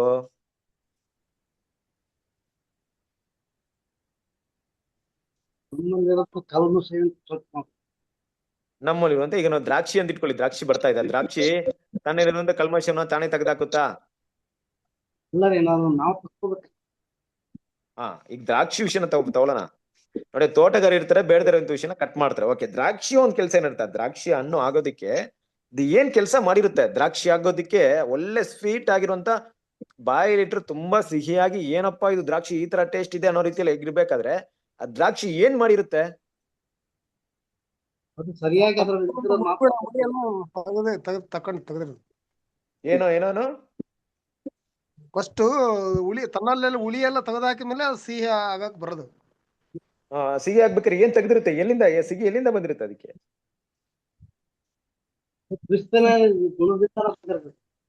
ಹೌದು, ವೆರಿ ಗುಡ್. ದ್ರಾಕ್ಷಿ ಬಳ್ಳಿಯಿಂದ ಆ ಸಾರವನ್ನ ಎಲ್ಕೊಂಡಿರುತ್ತಾ? ದ್ರಾಕ್ಷಿ ಬಳ್ಳಿ ಬೇರಿನ ಮೂಲಕ ತಗೊಂಡು ಅದನ್ನ ಏನ್ ಮಾಡುತ್ತೆ? ಹೀರ್ಕೊಂಡಿರುತ್ತಾ? ಹೀರ್ಕೊಂಡು ಬೆಳೆದಿರುತ್ತಾ? ಆ ಹೀರುವಂತ ರಸಗಳು, ಪೋಷಕಾಂಶ ಏನೆಲ್ಲ ಅದಕ್ಕೆ ಬೇಕಾಗುತ್ತೋ, ಆ ಒಂದು ದ್ರಾಕ್ಷಿ ಅಷ್ಟು ಸ್ವೀಟ್ ಆಗಿರೋದಕ್ಕೆ ಅದು ತಗೊಂಡ್ರೆ ಮಾತ್ರ ಸ್ವೀಟ್ ಆಗುತ್ತೆ. ಅದನ್ನ ಎಲ್ಕೊಳಕ್ಕೆ ಆ ಒಂದು ಗಿಡದ ಬಳ್ಳಿಯ ಮೂಲಕ ಅದನ್ನ ತಗೊಳೋದನ್ನ ಮರ್ತ್ ಬಿಟ್ರೆ, ಇಲ್ಲ ತಗೊಳಕ್ ಆಗದೆ ಹೋದ್ರೆ ಆ ಸ್ವೀಟ್ ಆಗೋದಕ್ಕೆ ಸಾಧ್ಯತೆ ಇಲ್ಲ. ಸೊ ನಮ್ಮ ಪರೀಕ್ಷೆ ಏನಪ್ಪಾ ಅಂದ್ರೆ, ನಾವು ಕ್ರಿಸ್ತನ ಸಾರೂಪ್ಯದಲ್ಲಿ ಬೆಳೆಯೋದಕ್ಕೆ ಕ್ರಿಸ್ತನ ಸಾರವನ್ನ ಎಷ್ಟ್ರ ಮಟ್ಟಿಗೆ ತಗೊಳ್ತಾ ಇದೀವಿ? ಕ್ರಿಸ್ತನ ಎಷ್ಟ್ರ ಮಟ್ಟಿಗೆ ಅನುಸರಿಸ್ತಾ ಇದೀವಿ? ಎಷ್ಟು ಮಟ್ಟಿಗೆ ಕಾಪಿ ಮಾಡ್ತಾ ಇದೀವಿ ಅಲ್ವಾ? ಆತನ ಎಷ್ಟ್ರ ಮಟ್ಟಿಗೆ ದೃಷ್ಟಿಸ್ತಾ ಇದೀವಿ, ನೋಡ್ತಾ ಇದೀವಿ. ನಮ್ಗೆ ತುಂಬಾ ದೊಡ್ಡ ಅಂದ್ರೆ ಪ್ರಪಂಚದಲ್ಲಿ ನಮ್ಮ ಮನಸ್ಸಲ್ಲಿ ಹೀರೋ ಅಂದ್ರೆ ಯಾರು ತುಂಬಾ ದೊಡ್ಡವರಾಗಿರ್ತಾರೆ? ನಮ್ ಕ್ರಿಸ್ತನಾಗಿದ್ರೆ, ಯೇಸು ಕ್ರಿಸ್ತನಾಗಿದ್ರೆ ಅವ್ರಲ್ಲಿರುವಂತ ಸಾರ ಅಂದ್ರೆ ಏನೋ, ಅವರಲ್ಲಿ ಪ್ರಕಾಶವಾದಂತ ಗುಣಗಳನ್ನ ನಮ್ಮಲ್ಲಿ ರಿಫ್ಲೆಕ್ಟ್ ಮಾಡೋದ್ ಕಲಿಬೇಕು, ಇಲ್ವಾ? ನನ್ನಲ್ಲಿ ನೆನೆಕೊಂಡಿದ್ರೆ ನೀವು ಅಧಿಕವಾದಂತ ಫಲವನ್ನ ಕೊಡ್ತೀರಾ ಅಂತ ಹೇಳ್ಬಿಟ್ರು. ಯಾಕೆ ಅಂದ್ರೆ ನಾನು ಆ ತರ ಒಂದು ಬಳ್ಳಿ ಆಗಿದ್ದೀನಿ. ನನ್ನ ಬೇರುಗಳಲ್ಲಿ ದೇವರ ಗುಣಲಕ್ಷಣಗಳನ್ನ ಹೀರ್ಕೊಂಡು ನಿಮ್ಗೆ ಕೊಡ್ತೀನಿ. ಬೇರೆ ಯಾವುದೇ ದ್ರಾಕ್ಷಿ ಗಿಡದಲ್ಲಿ ನೀವು ಇದ್ರೂ ಕೂಡ ಈ ರೀತಿಯಾದಂತ ಗುಣಲಕ್ಷಣ ನಿಮ್ಗೆ ಸಿಗೋದಿಲ್ಲ. ಪ್ರಪಂಚದಲ್ಲಿ ನಾನಾ ತರಹದ ದ್ರಾಕ್ಷಿ ಬಳ್ಳಿಗಳಿದೆ, ನಾನಾ ತರಹದ ದ್ರಾಕ್ಷಿ ಗಿಡಗಳಿದೆ. ಅವ್ರದ್ದೇ ಆದಂತ ಒಂದು ಉದ್ದೇಶ ಇದೆ. ಅದನ್ನ ಹೀರ್ಕೊಂಡು ಬೆಳೆಯುವಂತ ಬೇರೆ ಬೇರೆ ಕಾರ್ಯಗಳಿದೆ. ನಿಜವಾಗ್ಲೂ ನಾವು ಕ್ರಿಸ್ತನೆಂಬುವಂತ ದ್ರಾಕ್ಷಿ ಬೆಳೆಯಲ್ಲಿ ನಿಂತಿದ್ರೆ ನಾವು ಎಂತ ಗುಣಗಳನ್ನ ತೋರಿಸೋರಾಗಿರ್ತೀವಿ, ಕ್ರಿಸ್ತನಿದ್ದಂತ ಅದೇ ಗುಣಗಳನ್ನ ತೋರಿಸೋರಾಗಿರ್ತೀವಿ. ಅದೇ ತಾನೇ ಗೊತ್ತು ದ್ರಾಕ್ಷಿ ಅಂದ್ರೆ, ಕರೆಕ್ಟ್ ಅಲ್ವಾ? ಕ್ರಿಸ್ತನ್ ಪ್ರಿಯ ಸಹೋದರರೇ, ಇದನ್ನೆಲ್ಲ ದೇವ್ರು ನಮ್ಗೆ ಇಟ್ಟಿರೋ ಉದ್ದೇಶ ಏನಪ್ಪಾ ಅಂದ್ರೆ ಇದ್ರ ಮೂಲಕ ನಾವು ಕೆಲವೊಂದು ವಿಷಯಗಳನ್ನ ಕಲಿಬೇಕನ್ಬಿಟ್ಟು ಉದ್ದೇಶ ಅಲ್ವಾ.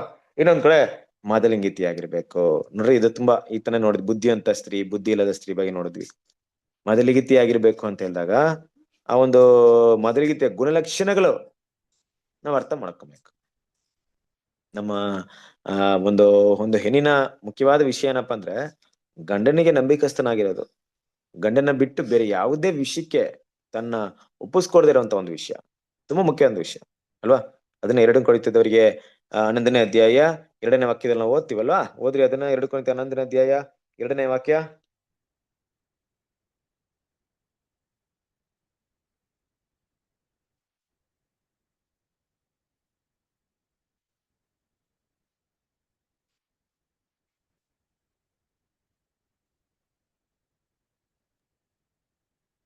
ಯಾಕೆಂದರೆ ದೇವರಲ್ಲಿರುವಂತ ಚಿಂತೆಯಿಂದಲೇ ನಾನು ನಿಮ್ಮ ವಿಷಯದಲ್ಲಿ ಚಿಂತಿಸುತ್ತೇನೆ.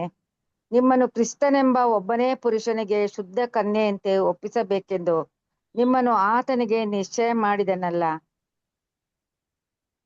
ನೋಡಿದ್ರ, ಶುದ್ಧ ಕನ್ಯೆಯಾಗಿ ಆತನಿಗೆ ನಿಶ್ಚಯ ಮಾಡಿದ್ವಿ ಅಂದ್ರೆ ನಮ್ಗಿನ್ನು ಮದ್ವೆ ಆಗ್ಲಿಲ್ಲ, ಆದ್ರೆ ಮೊದಲಿಗಿತಿ ಆಗ್ಬೇಕಾದ್ರೆ ನಮ್ಗಿರೋ ಪರೀಕ್ಷೆ ಏನಪ್ಪಾ ಅಂದ್ರೆ ಶುದ್ಧ ಕನ್ಯತೆನ ತೋರ್ಸ್ಬೇಕು ಅಲ್ವಾ. ನಮ್ ಭೂಮಿಯಲ್ಲಿರುವಂತ ಕಾಲ ಪೂರ್ತಿ ಎಂಗೇಜ್ಮೆಂಟ್ ಟೈಮ್. ನಾವು ಈ ಓಟವನ್ನು ನಾವು ಸತ್ತ ಮೇಲೆ ಪುನರ್ತನ ಆಗ್ಬೇಕಾದ್ರೆ ಈ ಭೂಮಿಯಲ್ಲಿರುವಂತ ಟೈಮ್ ಅಲ್ಲಿ ಎಂಗೇಜ್ಮೆಂಟ್ ಅಲ್ಲಿ ನಾವು ಶುದ್ಧ ಕನ್ಯರಾಗಿ ಇದ್ದೀವಿ ಅಂತ ಪ್ರೂವ್ ಆದ್ರೆ ಮಾತ್ರ ಏನಾಗ್ತೀವಿ, ಕ್ರಿಸ್ತನಿಗೆ ಮೊದಲಿಗಿತ್ತಿ ಆಗ್ತೀವಿ. ಇಲ್ಲಾಂದ್ರೆ ಮೊದಲಿಗಿತ್ತಿ ಆಗ್ತೀವಾ? ಆಗಲ್ಲ.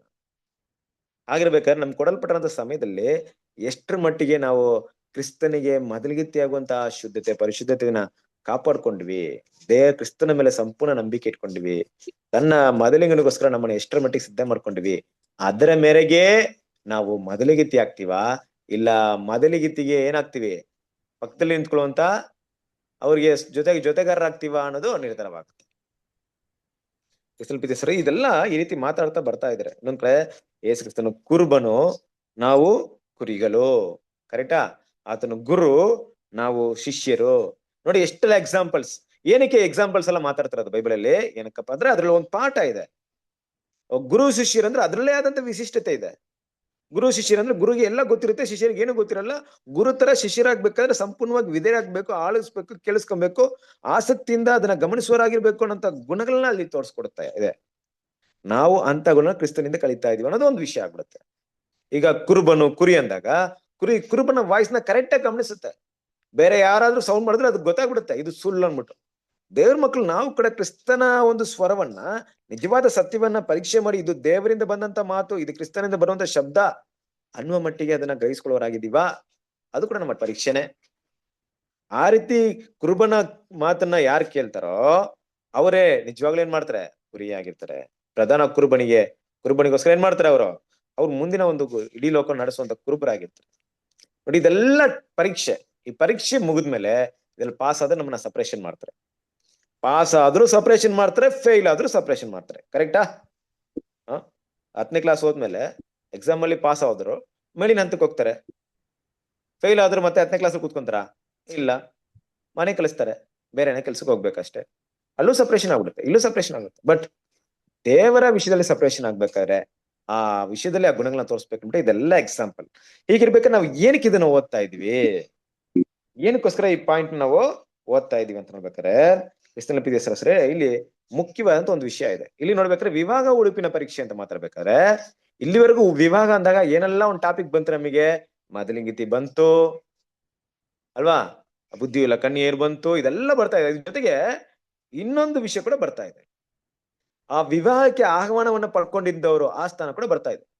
ಹಾಗಂದ್ಬಿಟ್ಟು ನಾವು ಈ ರೀತಿ ತಪ್ಪಾಗಿ ಅರ್ಥ ಮಾಡ್ಕೊಬಾರ್ದು. ಓಕೆ, ವಿವಾಹ ನಡೀತಿರೋದು ಕುರಿಮರಿಯಾದತನಕ್ಕೂ ಆತನ ಹೆಂಡತಿಯಾದಂತ ಸಭೆಗೂ ನಡೀತಾ ಇದೆ. ಅಲ್ಲಿ ವಿವಾಹಕ್ಕೆ ಒಬ್ರು ಕರೀತಾ ಇದಾರೆ ಅಂದ್ರೆ ಇವ್ರು ಯಾರು ಸಭೆ ವರ್ಗದವರಲ್ಲ, ಇವ್ರು ಬೇರೆ ಇವ್ರು ಮ್ಯಾರೇಜ್ ಇನ್ವೈಟ್ ಮಾಡ್ತಾ ಇದಾರೆ. ಆ ಮ್ಯಾರೇಜ್ ಇನ್ವೈಟ್ ಮಾಡೋದ್ರಿಂದ ಸಭೆಗೆ ಮ್ಯಾರೇಜ್ ಆಗ್ಬಿಟ್ಟಿದೆ. ಆದ್ರಿಂದ ಇದು ನಮ್ ಬಗ್ಗೆ ಮಾತಾಡ್ತಾ ಇಲ್ಲ, ಮಹಾಸಮೂಹದ ಬಗ್ಗೆ ಇರ್ಬೋದು, ಬೇರೆ ಯಾವುದೋ ಜನರ ಬಗ್ಗೆ ಮಾತಾಡ್ಬೋದು. ನಾವ್ ಯಾಕೆಂದ್ರೆ ಯೇಸು ಕ್ರಿಸ್ತ ಮೊದಲಿಗೆ ಆಗ್ಬಿಡ್ತೀವಲ್ಲ ಅಂತ ತಿಳ್ಕೊಂಬೇಡ್ರಿ. ಈ ಸಾಮ್ಯ ಆ ರೀತಿ ಮಾತಾಡ್ತಾ ಇಲ್ಲ. ಈ ಸಮಯದಲ್ಲಿ ಏನಂತಿದೆ, ಒಂದೊಂದ್ ರೀತಿಯಲ್ಲಿ ಒಂದು ಎಕ್ಸಾಂಪಲ್ ನ ಹೇಳ್ತಾ ಇದೆ. ಈ ಸಮಯದಲ್ಲಿ ನಾವು ಓದಿದಾಗ ಏನಾಯ್ತು, ಒಬ್ಬ ರಾಜನು ದೊಡ್ಡ ಒಂದು ಔತಣವನ್ನು ಏರ್ಪಡಿಸಿ ಎಲ್ಲರೂ ಕರೀತಾರೆ, ಯಾರು ಬರ್ಲಿಲ್ಲ. ತುಂಬಾ ಸಿಟ್ಟುಗೊಂಡು ಅನಂತರ ಆತನ ಮಾಡೋ ವಿಷಯಗಳನ್ನ ನಾವು ಓದಿದ್ವಿ. ಆತನೇನ್ ಮಾಡ್ತಾನೆ, ಪಟ್ಟಣದಲ್ಲಿರುವಂತ ಎಲ್ಲರನ್ನು ಕರೆಸ್ತಾನೆ. ಸೊ ಪಟ್ಟಣದಲ್ಲಿರುವರ ಎಲ್ಲರೂ ಕಳಿಸ್ಮೇಲೆ ಅವ್ರಿಗೆ ಏನ್ ಕೊಟ್ಟಿದಾರಂದ್ರೆ, ವಿವಾಹ ವಸ್ತ್ರವನ್ನ ಏನ್ ಮಾಡಿದಾರಂತೆ, ಕೊಟ್ಟಿದ್ದಾರಂತೆ. ಅಂದ್ರೆ ವಿವಾಹ ವಸ್ತ್ರ ಆ ರಾಜ ಬಂದು ಹೊರಡೆ ಚೆಕ್ ಮಾಡಕ್ ಹೋಗ್ತಾ ಇದಾರೆ. ಚೆಕ್ ಮಾಡಕ್ ಹೋದಾಗ ಏನರ್ಥ, ಅಲ್ಲಿ ಏನಿಲ್ಲ, ಒಬ್ಬರ ಹತ್ರ ವಿವಾಹ ವಸ್ತ್ರ ಇಲ್ಲ ಅಂದ್ರೆ ಏನರ್ಥ, ರಾಜ ಯಾಕಂಗ್ ಚೆಕ್ ಮಾಡ್ಬೇಕು? ಒಂದ್ ವೇಳೆ ಯಾಕಪ್ಪ ನಿನ್ನ ಹತ್ರ ವಿವಾಹ ವಸ್ತ್ರ ಇಲ್ಲ ಅಂದ್ರೆ ಆ ವ್ಯಕ್ತಿ ಏನೇನಿರ್ಬೋದು, ರಾಜ ನನಗೇನ್ ಗೊತ್ತು ವಿವಾಹ ವಸ್ತ್ರ ಹಾಕೊಂಡ್ ಬರ್ಬೇಕಂದ್ಬಿಟ್ಟು, ನನಗೆ ಯಾರು ಕೊಡ್ಲೇ ಇಲ್ವಾ ಅಂತ ಹೇಳಿರ್ಬೋದು. ಆದ್ರೆ ಆ ವ್ಯಕ್ತಿ ಸೈಲೆಂಟ್ ಆಗಿದ್ದಾರೆ ಅಂದ್ರೆ ಏನರ್ಥ, ರಾಜ ಕರಿಬೇಕಾದ್ರೆ ಇವತ್ತೆಲ್ಲ ನಮ್ಗೆ ಏನ್ ಮಾಡ್ತಾರೆ, ಮದುವೆ ಮುಗಿದ್ಮೇಲೆ ಏನೋ ಕೊಡ್ತಾರಲ್ವಾ, ತಾಂಬಳ, ಅದು ಎಲೆ ಅಡಿಕೆ ಮತ್ತೆ ಏನೋ ಕೊಟ್ಟು ಕಳಿಸ್ಕೊಡ್ತಾರೆ. ಆಗಿನ ಕಲ್ಚರ್ ಅಲ್ಲಿ ಬಟ್ಟೆ ಕೊಡ್ತಾ ಇದ್ರು, ವಿವಾಹ ವಸ್ತ್ರವನ್ನು ಕೊಡ್ತಾ ಇದ್ರು. ಅದೇ ಸೈನ್, ಕರೆಯಲ್ಪಟ್ಟಿದೀವಿ ಅನ್ನೋದಕ್ಕೆ ಎಲ್ಲರ ಹತ್ರ ವಿವಾಹ ವಸ್ತ್ರ ಇರ್ತಿತ್ತು. ಅದ್ರು ಆ ರಾಜನ ಮನೆಯ ಒಂದು ವಿವಾಹ ಅಂದ್ರೆ ಅದು ತುಂಬಾ ಸ್ಪೆಷಲ್ ಅಲ್ವಾ. ಅವ್ರು ಕೊಟ್ಟಂತ ಒಂದು ವಿವಾಹ ವಸ್ತ್ರನ ಹಾಕೊಂಡ್ಬರ್ಬೇಕಾಗ್ತಿತ್ತು.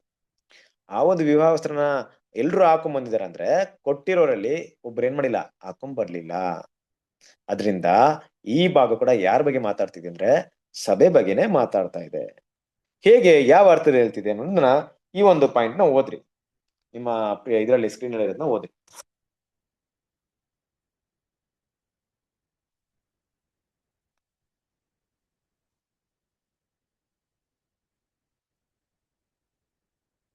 ಓದ್ಬೇಕಾ ಬ್ರದರ್?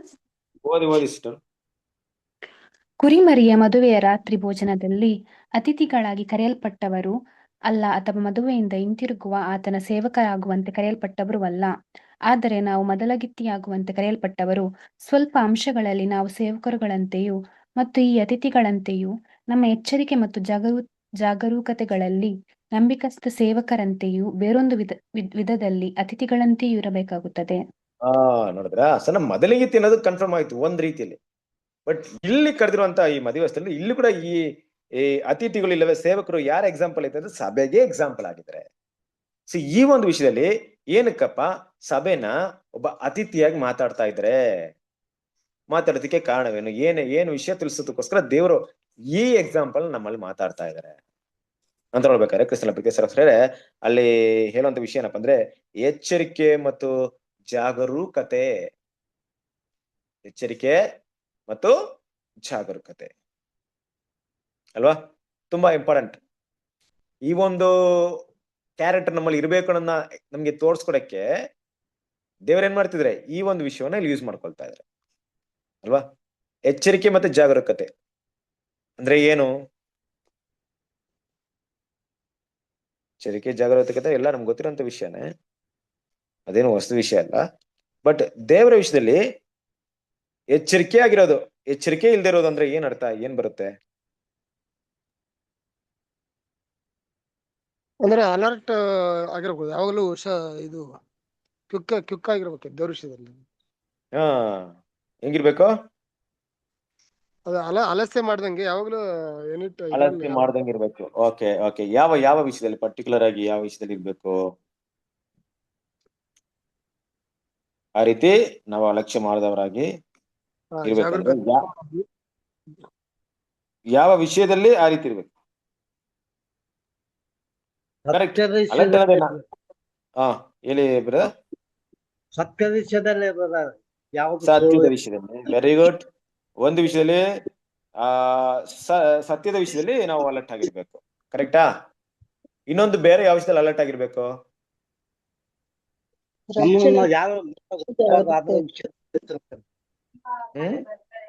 ನಮ್ಮನ್ನ ಮತ್ತೆ ಯಾರು ತಪ್ಪಾದ ಮಾರ್ಗದಲ್ಲಿ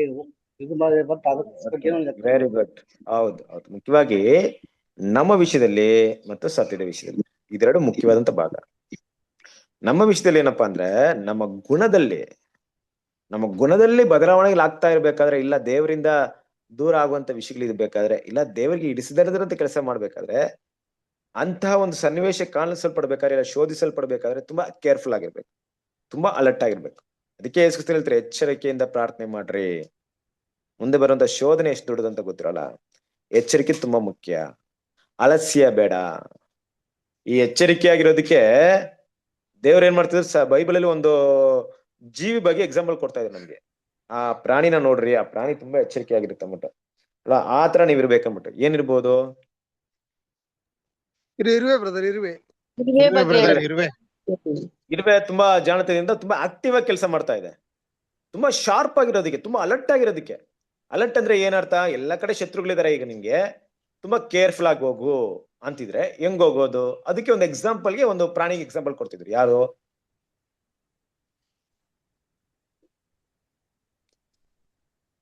ಓದಿದ್ದೀರಾ? ನಿಮ್ಗೆಲ್ಲ ಗೊತ್ತಿರೋ ವಾಕ್ಯನೇ. ಕೀರ್ತನದಲ್ಲಿ ಸೋಮರಿ ಲಕ್ಷಣ ತಿಳ್ಕೊಂತ ಹೇಳ್ತಾರೆ.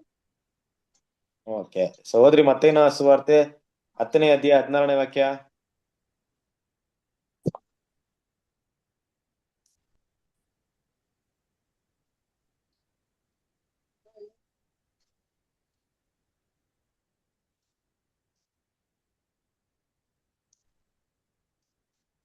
ಮತ್ತೇನೇ ಸುವಾರ್ತೆ 10ನೇ ಅಧ್ಯಾಯ 16ನೇ ವಾಕ್ಯ.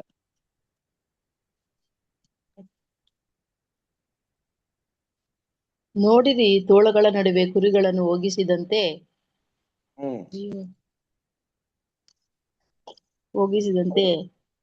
ನಾನು ನಿಮ್ಮನ್ನು ಕಳಿಸಿಕೊಡುತ್ತೇನೆ. ಆದುದರಿಂದ ಸರ್ಪಗಳಂತೆ ಜಾಣರು, ಪಾರಿವಾಳಗಳಂತೆ ನಿಷ್ಕಪಟಕಿಗಳು ಆಗಿರಿ. ನೋಡ್ರಿ, ಇಲ್ಲಿ ಜಾಣರು ಅಂತ ಯೂಸ್ ಮಾಡಿದ್ದಾರೆ.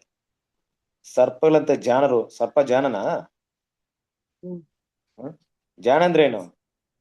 ಜಾಣ ಅಂದ್ರೆ ಅಲರ್ಟ್ ಆಗಿ ಯಾವಾಗ್ಲೂ ಕೇರ್ಫುಲ್ ಆಗಿರೋದು. ಸರ್ಪ ಹೇಗಿರುತ್ತೆ ಅಲ್ವಾ? ಯಾವತ್ತಾದ್ರೂ ಅದು ನೋಡಿದಿರ ಅದನ್ನ? ಅದ್ರ ಆಕ್ಟಿವ್ನೆಸ್ ಹೆಂಗಿರುತ್ತೆ, ಎಷ್ಟು ಸ್ಪೀಡ್ ಆಗಿರುತ್ತೆ. ಯಾಕಂದ್ರೆ ಎಲ್ಲ ಕಡೆನೂ ಅದಕ್ಕೆ ಶತ್ರುಗಳು ಜಾಸ್ತಿ. ಪ್ರಾಣಿ ಕಂಡ್ರೇನು, ಪ್ರಾಣಿ ವರ್ಗದಲ್ಲೂ ಶತ್ರು ಇದ್ದಾರೆ, ಪಕ್ಷಿ ವರ್ಗದಲ್ಲೂ ಶತ್ರುಗಳು ಇರ್ತಾರೆ, ಮನುಷ್ಯರು ಸಾಯಿಸ್ತಾರೆ. ನನಗೆ ಯಾರ ಕಡೆ ನಾನು ಸೇರಕ್ಕಾಗಲ್ಲ. ನನ್ನ ಪ್ರಾಣಿನೂ ಆಗಲ್ಲ, ನನ್ನ ಪಕ್ಷಿನೂ ಆಗಲ್ಲ. ನನ್ನ ನೋಡೋದವರೆಲ್ಲ ಏನ್ ಮಾಡ್ತಾರೆ, ಏನಾದ್ರೂ ಒಂದ್ ಕಡೆ ಅದಕ್ಕೆ ಅಪಾಯ ಇರೋದ್ರಿಂದ ಏನ್ ಮಾಡುತ್ತೆ, ತುಂಬಾ ಅಲರ್ಟ್ ಆಗಿರುತ್ತೆ. ಅದ್ ಕಣಕ್ ಕಾಣಿಸ್ಕೊಂಬಾರ್ದು ಅಲ್ವಾ? ಈಗ ಬೇರೆ ಬೇರೆ ಪ್ರಾಣಿಗಳಿಂದ ತಪ್ಸ್ಕೊಳಕ್ಕೆ ಎಷ್ಟು ಕಷ್ಟ ಪಡ್ತಿರುತ್ತೆ. ನಮ್ಗೂ ಕೂಡ ಹಾಗೆ ಈ ಒಂದು ಆಲಸ್ಯ ಅಂದ್ರೆ ಜಾಗರೂಕತೆ ಇಲ್ಲದೆ ಇದ್ರೆ ಆಮೇಲೆ ಬಿಡಪ್ಪ ನೋಡ್ಕೊಳ್ಳೋಣ, ಏನೂ ಆಗಲ್ಲ, ನಿಧಾನಕ್ಕೆ ಮಾಡ್ಕೊಳ್ಳೋಣ, ಏನಾಗಲ್ಲ, ಆಯ್ತು. ಏನು ಮದ್ವೆ ವಸ್ತ್ರ ಮರ್ತೋಗ್ತೀನಾ? ಯಾರು ನೋಡಲ್ಲ. ಹೆಲ್ಮೆಟ್ ತಾನೆ, ಹೆಲ್ಮೆಟ್ ಹಾಕ್ದು ಹೋದ್ರೆ ಯಾರು ಕೇರ್ ಮಾಡಲ್ಲ. ಇದೆಲ್ಲ ಏನಪ್ಪಾ ಅಂದ್ರೆ ಕೆಲವೊಂದು ಎಕ್ಸಾಂಪಲ್. ಈ ತರ ಇರದೆ ತುಂಬಾ ಅಲರ್ಟ್ ಆಗಿ, ತುಂಬಾ ಜಾಣರಾಗಿರ್ಬೇಕು. ಆ ವಿಷಯ ನಾವು ತಿಳ್ಕೊಳ್ಳೋದಿಕ್ಕೆ ಈ ಮದ್ವೆ ಒಂದು ಏನು ವಿವಾಹ ಉಡುಪಿನ ಪರೀಕ್ಷೆ ಬಗ್ಗೆ ನಮ್ಗಿರುವಂತ ಒಂದು ಇದು. ಏನಿದು ಈ ಸ್ವಾಮಿ ಹೇಳ್ತಾ ಇದ್ರೆ, ವಿವಾಹ ವಸ್ತ್ರವನ್ನ ಕೊಟ್ಟಿದ್ದೀನಿ ನೋಡೋಣ, ಎಷ್ಟು ಜನ ಕರೆಕ್ಟ್ ಆಗಿ ಹಾಕೊಂಡ್ ಬರ್ತಾರೆ. ನನ್ ವಸ್ತ್ರವನ್ನ ಅವ್ರು ಕೊಟ್ಟಿರ್ಬೇಕಾರೆ ಆ ವಸ್ತ್ರವನ್ನ ಎಷ್ಟು ಜನ ಏನ್ ಮಾಡ್ತಾರೆ, ಕಾಪಾಡ್ಕೊಂಡ್ ಬರ್ತಾರೆ ಅನ್ನೋಂದು ವಿಷಯವನ್ನ ಏನ್ ಮಾಡ್ತಿದಾರೆ ಅಂದ್ರೆ ತಿಳಿಸ್ಕೊಡಕ್ಕೆ ಈ ಸಮಯದ ಒಂದು ವಿಷಯವನ್ನ ಏನ್ ಮಾಡ್ತಾ ಇದಾರೆ, ಕರ್ತನಾದ ಯೇಸು ಕ್ರಿಸ್ತನು ಈ ಒಂದು ಉದಾಹರಣೆಯಾಗಿ ನಮ್ಗೆ ಇಲ್ಲಿ ಕೊಡ್ತಾ ಇದಾರೆ. ಕರೆಕ್ಟಾ? ಆಗಿರ್ಬೇಕಾರೆ ಆ ಒಂದು ವಿಷಯ ನಮ್ಗೆ ಏನನ್ನ ಸೂಚಿಸ್ತಾ ಇದೆ ಅಂದ್ರೆ, ದೇವ್ರ ಮಕ್ಳು, ಈ ಒಂದು ದೃಷ್ಟಾಂತದಲ್ಲಿ ನಮಗಿರುವಂತ ಒಂದು ಪಾಠ ಏನಪ್ಪಾ ಅಂದ್ರೆ, ದೇವರ ಮಕ್ಕಳು ಕ್ರಿಸ್ತನ ಗುಣಲಕ್ಷಣ ಬೆಳೆಸ್ಕೊಳ್ಳೋದ್ರಲ್ಲಿ ಎಷ್ಟು ಮುನ್ನೆಚ್ಚರಿಕೆಯಿಂದ ಇದ್ದಾರೆ, ಎಷ್ಟು ಕೇರ್ಫುಲ್ ಆಗಿದ್ದಾರೆ, ಆತನ ಕೊಟ್ಟಂತ ನೀತಿ ವಸ್ತ್ರವನ್ನ ಎಷ್ಟು ಮಟ್ಟಿಗೆ ಕಾಪಾಡ್ಕೊಳ್ತಾ ಇದ್ದಾರೆ ಅಲ್ವಾ? ಅದನ್ನ ಏನ್ ಮಾಡ್ತಾರೆ ಇಲ್ಲೊಂದು ನಮ್ಮನೆ ನಾವು ಪರೀಕ್ಷೆ ಮಾಡುವಂತ ಒಂದು ವಿಷಯವನ್ನ ನೋಡ್ತಾ ಇದ್ದೀವಿ. ಈ ಗೋಧಿಯಿಂದ ಸಪರೇಷನ್ ಆಗಿದ್ದೀವಿ, ಕರೆಕ್ಟಾ? ಗೋಧಿಯಿಂದ, ಅಣಜಿಯಿಂದ ಸಪರೇಷನ್ ಆಗಿದ್ದೀವಿ. ಅಣಜಿಯಿಂದ ಸಪರೇಷನ್ ಆದ್ಮೇಲೆ ನಾವು ಇನ್ನೊಂದು ಸಪರೇಷನ್ ಕೂಡ ನಮ್ಗಿದೆ. ಲಾಸ್ಟ್ ಟೈಮ್ ಓದಿದ್ವಿ, ಏನದು? ಅಣಜಿಯಿಂದ ಸಪರೇಷನ್ ಆಗೋದು ಗೋಧಿ. ಗೋಧಿಗಳ ವರ್ಗದಲ್ಲಿ ಇರುವಂತ 2 ಸಪರೇಷನ್ ಏನು?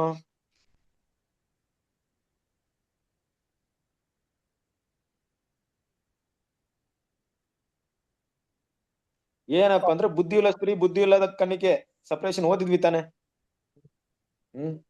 ನೆನ್ಪಿಟ್ಕೊಳ್ಳಿ. ಗೋಧಿ, ನಾನು ಇದನ್ನ ಸುಮಾರು ಸರಿ ನಾನು ರಿಪೀಟ್ ಮಾಡ್ತಾನೆ ಇರ್ತೀನಿ, ನೀವು ಗಮನಿಸ್ಕೊಳ್ರಿ. ಸ್ವಲ್ಪ ಗಮನಿಸ್ಕೊಳ್ಳೋದಂದ್ರೆ, ನಾನು ಹೇಳುವಂತ ಮಾತ್ರ ನಿಮ್ ಮುಂದೆ ಒಂದು ಪಿಕ್ಚರ್ ತಗೊಂಡ್ಬಿಡಿ. ನಾನು ಪವರ್ ಪಾಯಿಂಟ್ ಹಾಕಿರ್ತೀನಿ, ಕೆಲವೊಂದು ಟೈಮಲ್ಲಿ ಪಿಕ್ಚರ್ ಹಾಕಿರ್ತೀನಿ ನಿಮ್ಗೆ ಅರ್ಥವಾಗ್ಲಿ ಅಂತ, ಮೈಂಡ್ ಅಲ್ಲಿ ಸ್ಟೋರೇಜ್ ಆಗ್ಲಿ ಅಂತ ನಾನು ಮಾತಾಡ್ತಾ ಇರ್ತೀನಿ. ಗೋಧಿ ಹಣಚಿ ಅನ್ನೋದು ಬಾಬಿಲೋನಿಂದ ಸಪರೇಷನ್ ಆಗುವಂತ ಸಭೆ. ಬುದ್ಧಿಯುಳ್ಳ ಕನ್ಯರು, ಬುದ್ಧಿ ಇಲ್ಲದ ಕನ್ಯರು ಅನ್ನೋದು ಈ ಸಭೆ ಕ್ಲಾಸಲ್ಲಿ ಸಪರೇಷನ್ ಆಗುವಂತ ಒಂದು ವರ್ಗದವರು. ಇಲ್ಲಿ ಕೂಡ ಏನಿದೆ, ಒಂದು ಸಪರೇಷನ್ ಇದೆ. ಕರೆಕ್ಟಾ?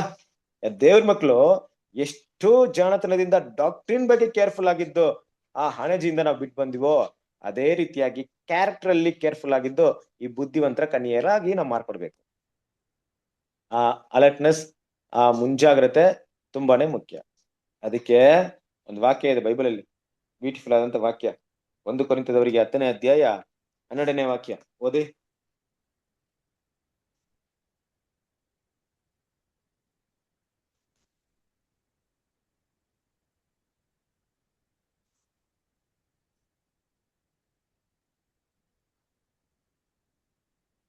ಆದ ಕಾರಣ ನಿಂತಿದ್ದೇನೆಂದು ನೆನೆಸುವವನು ಬೀಳದಂತೆ ಎಚ್ಚರಿಕೆಯಾಗಿರಲಿ. ನೋಡಿದ್ರ, ನಿಂತಿರುವೇನೆಂದು ಎನಿಸುವವನು ಬೀಳದಂತೆ ಎಚ್ಚರಿಕೆಯಾಗಿರಲಿ. ಈ ಸಾಮ್ಯ ಮೊದಲಿಗಿತ್ತಿಗೆ ಕಂಪೇರ್ ಆಗಿ ಮಾತಾಡ್ತಾ ಇಲ್ಲ, ಮೊದಲಿನ ತಿರಿಯಾಗಿ ಗುಣಗಳನ್ನ ಬೆಳೆಸ್ಕೊಬೇಕಂತ ಮಾತಾಡ್ತಾ ಇಲ್ಲ. ಬದಲಾಗಿ ಈ ಸಾಮ್ಯ ನಮ್ಗೆ ಏನನ್ನ ಸೂಚಿಸ್ತಾ ಇದೆ ಅಂದ್ರೆ, ಎಷ್ಟ್ರ ಮಟ್ಟಿಗೆ ನಾವು ಕ್ರಿಸ್ತನ ವಿಷಯದಲ್ಲಿ ಪ್ರಿಪೇರ್ ಆಗ್ತಾ ಇದೀವಿ, ಪ್ರಿಪೇರ್ಡ್ ಆಗಿದ್ದೀವಿ, ನಾವು ಸಿದ್ಧವಾಗಿದ್ವಿ. ಜೊತೆಗೆ ಇದು ವೈಯಕ್ತಿಕವಾಗಿ ನಡೆಯುವಂತ ಪ್ರತಿಭಾ ಒಂದು ದೇವರ ಮಕ್ಕಳ ಪರೀಕ್ಷೆನ ಏನ್ ಮಾಡ್ತಾ ಇದೆ, ಇಲ್ಲಿ ತೋರಿಸ್ತಾ ಇದೆ ಅಲ್ವಾ. ನಮ್ಮೆಲ್ರಿಗೂ ಪರ್ಸನಲ್ ಆಗಿ ನಮ್ಗೆಲ್ಲ ಪರೀಕ್ಷೆ ಇದೆ ತಾನೆ. ಒಟ್ಟಾರೆಯಾಗಿ ನಾವೆಲ್ಲ ಸಭೆ ಅಂತ ಕರೆಸ್ಕೊಳ್ಪಟ್ರು ನಮ್ಮದೇ ಆಗಿರುವಂತ ಪರೀಕ್ಷೆಯಲ್ಲಿ ದೇವರ ಮುಂದೆ ಇರುವಂತದ್ದು ಸರಿ ಸಮವಲ್ಲ ಎಲ್ರಿಗೂ ಇರೋದು. ಹೇಗಿದೆ, ವೈಯಕ್ತಿಕವಾಗಿರುತ್ತೆ. ನಿಮಗಾದಂತ ಒಂದು ಪರೀಕ್ಷೆ ನನಗಿರಲ್ಲ, ನನಗಾದಂತ ಶೋಧನೆ ಇನ್ನೊಬ್ರಿಗಿರಲ್ಲ, ಎಲ್ರಿಗೂ ವಿಭಿನ್ನವಾಗಿದೆ. ಕರೆಕ್ಟಾ? ಆ ವಿಭಿನ್ನವಾದ ಪರೀಕ್ಷೆಯಲ್ಲಿ ಸೋತೋಗ್ಬೇಡ್ರಿ, ಕೇರ್ಫುಲ್ ಆಗಿರ್ರಿ ಅಂತ ಮುನ್ನೆಚ್ಚರಿಕೆಯಿಂದ ಹೇಳುವಂತ ಒಂದು ವಿಷಯಕ್ಕೆ ಏನ್ ಮಾತಾಡ್ತಿದಾರೆ ಅಂದ್ರೆ, ಈ ಒಂದು ಸಾಮ್ಯವನ್ನ ಇಲ್ಲಿ ನಮ್ಗೆ ಹೇಳ್ತಾ ಇದೆ. ಕರೆಕ್ಟ್ ಅಲ್ವಾ? ಪ್ರತಿಯೊಂದು ವಿಷಯದಲ್ಲೂ ದೇವ್ರ ಮಕ್ಳು ಏನ್ ಮಾಡ್ಬೇಕು, ಒಂದು ವಿಷಯವನ್ನ ಕಲಿಬೇಕು. ಹಾಗಿರ್ಬೇಕಾದ್ರೆ ಈ ಒಂದು ವಿವಾಹದ ಉಡುಪಿನ ಸಮಯದಲ್ಲಿ ಇನ್ನು ಮುಖ್ಯವಾದ ಕೆಲವೊಂದು ವಿಷಯಗಳಲ್ಲಿ ಮಾತಾಡಕ್ ಹೋಗ್ತಾ ಇದ್ದಾರೆ. ಅದು ಯಾವ್ದಂತ ನೋಡೋಣ. ಈ ಸ್ಕ್ರೀನ್ ಅಲ್ಲಿ ಇರೋದನ್ನ ಓದ್ರಿ.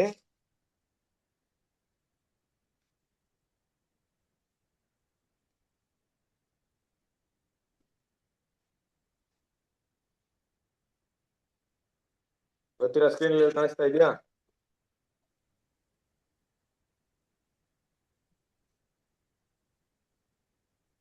ಮದುವೆ ಅಂಗೀಕಾರದ ಸಿದ್ಧತೆ ಅಲ್ಲಿದೆ ಬ್ರದರ್. ಅದೇ ಅಲ್ಲಿಂದ ಓದು. ಮದುವೆಯ ಅಂಗೀಕಾರದ ಸಿದ್ಧತೆಯ ಸ್ಥಿತಿಗಳು ಈ ಸಾಮ್ಯದಲ್ಲಿ ವಿವಾಹದ ಉಡುಪಿನ ಚಿತ್ರಣದಲ್ಲಿ ಸಾಂಕೇತಿಕಗೊಂಡಿವೆ. ಯಹೂದ್ಯ ವಿವಾಹಗಳಲ್ಲಿ ಆತಿಥ್ಯ ಮಾಡುವವನು ಸಮಾರಂಭದ ಉಡುಪುಗಳನ್ನು ಅಂದರೆ ಶ್ವೇತವರ್ಣದ ನಾರುಮಡಿಯನ್ನು ಎಲ್ಲಾ ಅತಿಥಿಗಳಿಗೆ ಒದಗಿಸುವುದು ಸಂಪ್ರದಾಯವಾಗಿತ್ತು. ಯಾವುದೇ ಅತಿಥಿಯು ಮದುವೆಯ ಉಡುಪನ್ನು ನಿರಾಕರಿಸುವುದು ಒಂದು ನಾಚಿಕೆಗೇಡಿತನ, ಅನೌಚಿತ್ಯವೆಂದು, ಗರ್ಭದ ಸೂಚನೆಯಾಗಿ ಮತ್ತು ಆತನನ್ನು ಉಪಚರಿಸುವನ ಅವಮಾನದ ಅರ್ಥವೆಂದು ಪರಿಗಣಿಸಲ್ಪಡುತ್ತಿತ್ತು. ನೋಡಿದ್ರಾ ಇದು ಒಂದು ಇಸ್ರೇಲ್ ದೇಶದ ಒಂದು ಕಲಾಚಾರವಾಗಿತ್ತು. ಆ ಕಲಾಚಾರದ ಬಗ್ಗೆ ಏನ್ ಮಾಡ್ತಾರೆ, ಅಲ್ಲಿ ಇದ್ದಂತ ಒಂದು ಆಚಾರ ವಿಚಾರನ ಹಾಗೆ ಫಾಲೋ ಮಾಡ್ಬೇಕಾಗಿತ್ತು. ಆ ಒಂದು ಮದ್ವೆ ಅಂತ ವಿಷಯಕ್ಕೆ ಬಂದಾಗ ಈ ಪಿಕ್ಚರ್ ನೋಡ್ಬೇಕಾದ್ರೆ ಯಹೂದಿರ ಒಂದು ಒಬ್ಬನ ಇನ್ವೈಟ್ ಮಾಡ್ಬೇಕಾದ್ರೆ ಅವ್ರು ಏನ್ ಮಾಡ್ತಾ ಇದ್ರು, ಈ ಶ್ವೇತ ವರ್ಣದ ನಾರು ಮಡಿಯನ್ನ ಎಲ್ಲಾ ಅತಿಥಿಗಳು ಒದಗಿಸುವುದು ಅವರ ಸಂಪ್ರದಾಯವಾಗಿತ್ತು ಅಲ್ವಾ. ಆ ಒಂದು ವಸ್ತ್ರ ಅದನ್ನ ನೋಡಿ ಎಲ್ರು ಆ ಡ್ರೆಸ್ ಹಾಕಿದಾರಂತ ಈಸಿಯಾಗಿ ಕಂಡಿಬಹುದು. ನೋಡಿ ಇವಾಗೆಲ್ಲ ನಮ್ಮೆಲ್ಲ ಯೂನಿಫಾರ್ಮ್ ಬಂದ್ಬಿಟ್ಟಿದೆ ಅಲ್ವಾ. ನಮ್ಮ ಎಲ್ಲ ಶಾಲೆ ವರ್ಗದಲ್ಲಿ ಒಂದೇ ಸಮವಸ್ತ್ರ ಅಂತ ಕರಿತೀವಿ. ಅಲ್ಲಿ ಆ ಒಂದು ಮದುವೆಯಲ್ಲಿ ಆತರ ಸಮವಸ್ತ್ರ ಇತ್ತು, ಎಲ್ರಿಗೂ ಒಂದೇ ತರ ಒಂದು ಡ್ರೆಸ್ ಕೋಡ್ ಇತ್ತು. ಆ ಡ್ರೆಸ್ ಕೋಡ್ ಇಲ್ಲದೆ ಇದ್ದಾಗ ಯಾವ ವ್ಯಕ್ತಿಯ ಕೊಟ್ಟಿರುವಂತ ಡ್ರೆಸ್ ಕೋಡ್ ಖಂಡಿತವಾಗ್ಲೂ ಅದನ್ನ ಪಡ್ಕೊಂಡಿರ್ತಾರ ಅವರು, ಅದನ್ನ ಅವ್ರು ಹಾಕೊಂಬಂದಿಲ್ಲ ಅಂದ್ರೆ ಇದು ಏನನ್ನ ಸೂಚಿಸ್ತಂದ್ರೆ ಅದೊಂಥರ ನಾಚಿಕೆಗೇಡಿ. ಅಂದ್ರೆ ಎಲ್ರ ಮುಂದೆ ನಿಂತ್ಕೊಂಡು ಯಾಕಪ್ಪ ನೀನ್ ಡ್ರೆಸ್ ಹಾಕೊಂಬಂದಿಲ್ಲ. ಈ ವಿಷಯ ನೋಡ್ರಿ, ನಮ್ಗೆ ಗೊತ್ತಿರುವಂತ ಕೆಲಸ ನಾವು ಮಾಡದೆ ಹೋದ್ರೆ ನಮ್ಗೆ ಆ ಲೆಕ್ಕವನ್ನು ಒಪ್ಪಿಸೋಡ ಹತ್ರ ನಾವು ಮಾಡದೆ ಇದ್ರೆ ನಮ್ಗೆ ಏನಾಗುತ್ತೆ, ಅಲ್ಲಿ ನಾಚಿಕೆ ಆಗುತ್ತೆ. ಕರೆಕ್ಟಾ? ಬೇರೆ ವಿಷಯಕ್ಕೆ ನಾವು ಎಕ್ಸ್ಕ್ಯೂಸ್ ಹೇಳ್ಬಿಡ್ತೀವಿ. ಎಕ್ಸ್ಕ್ಯೂಸ್ ಅಂದ್ರೆ ರೀಸನ್ ಹೇಳ್ಬಿಡ್ತೀವಿ, ಇಲ್ಲ ಇದು ಅದು. ಆದ್ರೆ ನಮ್ ಕೈಲಿ ಆಗ್ತಿತ್ತು, ನಮ್ ಜವಾಬ್ದಾರಿಲಿತ್ತು, ನಾವು ಮಾಡಕ್ ಆಗ್ತಾ ಇತ್ತು, ನಾವು ಡ್ರೆಸ್ ಹಾಕೊಂಡ್ ಬರ್ಬೇಕಾಗಿತ್ತು, ಆಗ್ಬಹುದಾಯ್ತು. ಈಗ ಸಾಮಾನ್ಯವಾಗಿ ಗಾಡಿಯಲ್ಲೆಲ್ಲ ಹೋಗ್ತಿರ್ಬೇಕಾರೆ ಪೊಲೀಸರು ಹಿಡಿದಾಗ ಏನ್ ಮಾಡ್ತೀವಿ, ಹೆಲ್ಮೆಟ್ ಇಲ್ಲ. ಯಾಕೆ ಹೆಲ್ಮೆಟ್ ಇಲ್ಲ ಸರ್? ತಲೆನೋವು, ತಲೆಯಲ್ಲಿ ಸ್ವಲ್ಪ ಏಟಾಗ್ಬಿಟ್ಟಿದೆ. ಅದು ಬೇರೆ ವಿಷಯ. ನಿಜವಾಗ್ಲೂ ಹತ್ರ ಇದ್ರೆ ನಾವು ಹೇಳ್ಬಿಟ್ಟು ಮಾಡ್ಬೋದು. ಕೆಲವೊಂದ್ ಟೈಮಲ್ಲಿ ಏನ್ ಮಾಡಕ್ಕಲ್ಲ, ಏನ್ ಮಾತಾಡಕ್ಕಾಗಲ್ಲ ನಮ್ಗೆ. ಯಾಕೆ ಹಾಕಿಲ್ಲ ಅಂದ್ರೆ ಸುಮ್ನೆ ಆಗ್ಬಿಡ್ತೀವಿ. ಯಾಕಂದ್ರೆ ತಪ್ಪು ನಮ್ದೇ ಇರುತ್ತೆ. ಎಲ್ರ ಮುಂದೆ ಹೆಂಗ್ ಕೇಳ್ಬೇಕಾ, ನಮ್ಗೆ ಏನಾಗುತ್ತೆ, ರೋಡಲ್ಲಿ ನಿಂತ್ಕೊಂಡು ಕೇಳ್ಬೇಕಾ, ನಮ್ಗೆ ಶೇಮ್ ಆಗ್ಬಿಡುತ್ತೆ, ನಾಚಿಕೆ ಆಗ್ಬಿಡುತ್ತೆ. ಏನಪ್ಪಾ ಸಿಗ್ಲಾಕ್ಬಿಟ್ಟಲ್ಲ, ಪೊಲೀಸ್ ಹಿಡಿದ್ಬಿಟ್ನಲ್ಲ, ಛೇ ಈ ತರ ನಾನು ಹೆಲ್ಮೆಟ್ ಮಾಡ್ತು ಬಂದ್ನಲ್ಲ. ನೋಡಿ ಇಲ್ಲೂ ಕೂಡ ಹಾಗೆ ಆಗ್ತದೆ ಕ್ರಿಸ್ತನ ಸರ್. ಒಂದ್ ನಾಚಿಕೆಗಿನ ವಿಷಯ ಅಂದ್ರೆ ಡ್ರೆಸ್ ಕೊಟ್ಟಿದ್ರು ಹಾಕೊಂಬಡಿಲ್ಲ. ಎರಡನೇದೇನಪ್ಪ ಅಂದ್ರೆ ಅದು ಗರ್ವದ ಸೂಚನೆ ಆಗಿದೆ ಅಲ್ವಾ. ಮತ್ತೆ ಕರೆದವನ್ನ ಅದು ಅವಮಾನ ಪಡಿಸೋದಾಗಿದೆ. ದೇವ್ರ ಮಕ್ಳು ಇದು ಮುಖ್ಯವಾಗಿ ಈ ಒಂದು ಪಾಠದಲ್ಲಿರುವಂತ ಏನೋ ಈ ಮದುವೆ ವಸ್ತ್ರದಲ್ಲಿ ಅಂದ್ರೆ ವಿವಾಹದ ಉಡುಪಿನ ಪರೀಕ್ಷೆಯಲ್ಲಿ ಇರುವಂತ ಒಂದು ವಿಷಯ. ಎಷ್ಟು ಮಟ್ಟಿಗೆ ಅದನ್ನ ಆಸಕ್ತಿಯಿಂದ ಹಾಕೊಂಡ್ಬರ್ತಾರೆ. ಆಗಿರ್ಬೇಕಾದ್ರೆ ದೇವ್ರ ಮಕ್ಕಳು ನಾವು ಕಲಿಬೇಕಾರಂತ ವಿಷಯ ಇದು ಏನನ್ನ ನಮ್ಗೆ ಸೂಚಿಸ್ತಾ ಇದೆ, ಯಾವ ವಿಷಯಗಳನ್ನ ನಮ್ಗೆ ಸೂಚಿಸ್ತಾ ಇದೆ ಅಲ್ವಾ? ಮುಖ್ಯವಾಗಿ ಇಲ್ಲಿ ಮಾತಾಡುವಂತ ವಿಷಯ ಸಭೆಯನ್ನ ಮಾತಾಡ್ತಾ ಇದೆ. ಸಭೆ ವರ್ಗದವರು ಎಂಥ ಒಂದು ಗುಣಗಳನ್ನ ಅವರು ತೋರಿಸ್ಬೇಕನ್ನೋ ವಿಷಯನ ಮಾತಾಡ್ತಾ ಇದೆ. ಇದ್ರ ಒಂದು ಶಾರ್ಟ್ ಸಮರಿನ ಮಾತ್ರ ಏನ್ ಮಾಡೋಣ, ನಾವು ನೋಡ್ಬಿಟ್ಟು ಇದನ್ನ ಮುಗ್ಸೋಣ. ಈ ಒಂದು ಟಾಪಿಕ್ ನಾವು ಓದ್ರಿ.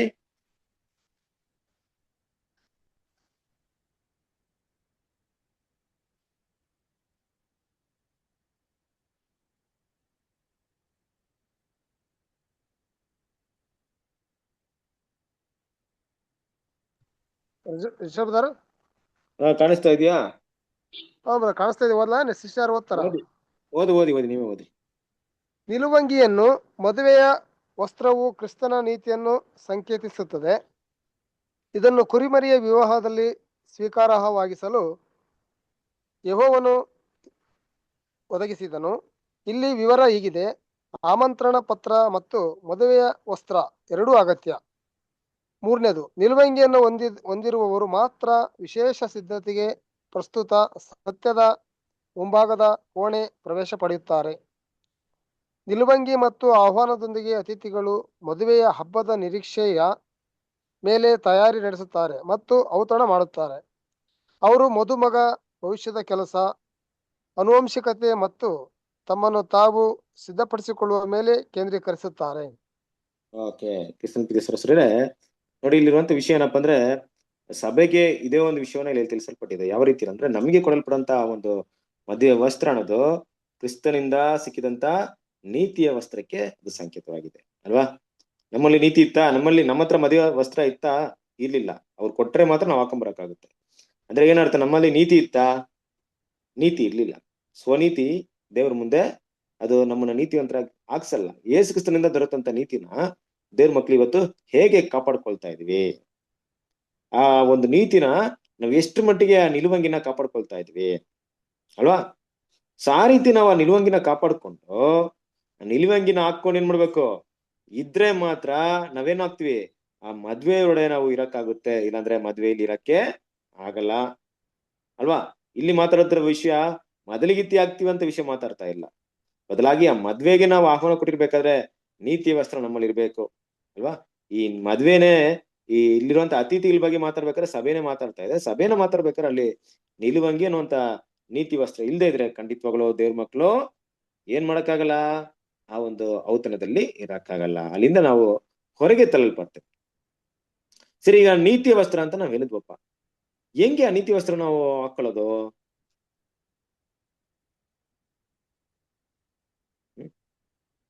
ನೀತಿ ವಸ್ತ್ರನ ಹಾಕೊಳ್ಳೋದು ಹೆಂಗೆ? ನಮ್ಮ ಹತ್ರ ನೀತಿ ವಸ್ತ್ರ ಇದೆ ಅಂದ್ಬಿಟ್ಟು ತಿಳ್ಕೊಳ್ಳೋದು ಹೆಂಗೆ ಅಲ್ವಾ? ಕ್ರಿಸ್ತನು ಕೊಟ್ಟಂತ ಹೇಳಿ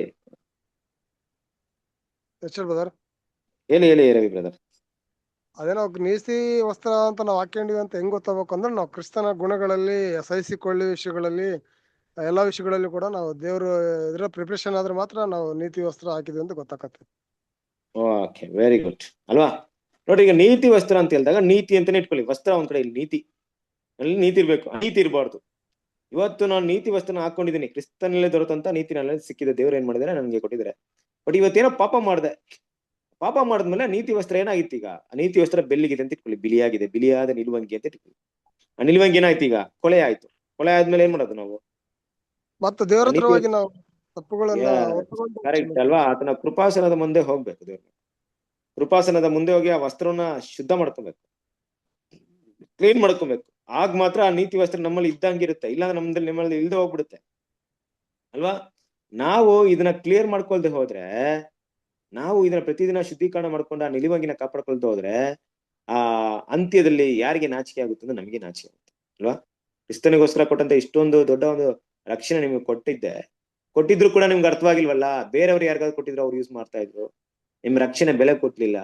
ನೀವು ಪಾಪದಿಂದ ವಿಮುಖರಾಗೋದಕ್ಕೆ ತಪ್ಪು ಮಾಡಿದ್ರು ಕೃಪಾಸನದ ಮುಂದೆ ಬಂದು ನಿಮ್ ಪಾಪವನ್ನ ಸರಿ ಮಾಡಿಸ್ಕೊಳ್ಳಿಲ್ಲ, ನಿಮ್ಮ ನಿಲುವಂಗಿನ ಬಿಳುಪು ಮಾಡ್ಲಿಲ್ಲ, ಅದನ್ನ ಕೊಳೆ ಆಗೋಗ್ ಬಿಟ್ಬಿಟ್ರಿ ಅಲ್ವಾ? ಸೊ ಹಾಗಾಗಿ ಏನಾಗುತ್ತೆ ಅಂದ್ರೆ, ಆ ವಸ್ತ್ರ ಇಲ್ಲದೇವನ ಒಂದು ವಿಷಯಕ್ಕೆ ಏನಾಗುತ್ತೆ? ಅದು ಕಾರಣವಾಗುತ್ತೆ. ಅದಾದ ನಂತರ ಯಾವತ್ತೂ ಕೂಡ ಮದುವೆಯಲ್ಲಿ ಹೋಗೋದಕ್ಕೆ ನಮ್ಗೆ ಅವಕಾಶ ಸಿಗೋದಿಲ್ಲ. ಹಾಗಿರ್ಬೇಕಾದ್ರೆ ಕ್ರಿಸ್ತನ ಪ್ರೀತಿಯ ಸಹೋದರರೇ, ನಾವಿದನ್ನ ಮನಸ್ಸಲ್ಲಿ ಇಟ್ಕೊಂಡು ಕ್ರಿಸ್ತನ ಒಂದು ಸ್ವರೂಪದಲ್ಲಿ ಬೆಳೆಯೋದಕ್ಕೆ ಮುಂದೆ ಬರುವಂತ ದಿನದಲ್ಲಿ ಈ ರೀತಿ ಒಂದು ವಿವಾಹ ಉಡುಪಿನ ಪರೀಕ್ಷೆದ ಬಗ್ಗೆ ಇನ್ನೂ ಕೂಡ ಹಲವಾರು ಟಾಪಿಕ್ ಮಾತಾಡ್ತಾನೆ. ಆದಷ್ಟು ಅದನ್ನ ಶಾರ್ಟ್ ಆಗಿ ಮಾತಾಡಕ್ಕೆ ನಾನು ಟ್ರೈ ಮಾಡಿದೆ. ಅದು ಕೆಲವೊಂದು ಪಾಯಿಂಟ್ ಇರೋದ್ರಿಂದ ಅದನ್ನ ನಾನು ಶಾರ್ಟ್ ಮಾಡಕ್ ಆಗ್ಲಿಲ್ಲ. ಬರುವಂತ ದಿನಗಳಲ್ಲಿ ಏನ್ ಮಾಡೋಣ, ದೇವರಿಗೆ ಚಿತ್ತವಾದ್ರೆ ಇನ್ನೂ ಇದ್ರ ಬಗ್ಗೆ ಇರುವಂತಹ ಸಂಪೂರ್ಣ ಮಾಹಿತಿನ ನಾವು ಸ್ಟಡಿ ಮಾಡಕ್ಕೆ ದೇವರು ನಮ್ಗೆ ಸಹಾಯ ಮಾಡ್ಲಿ. ದೇವರು ತಾನೇ ಈ ಪಾಠವನ್ನ ಆಶೀರ್ವದಿಸಲಿ. ಆಮೇಲೆ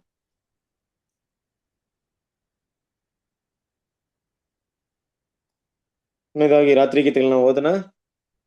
ಯಾರ ಹತ್ರ?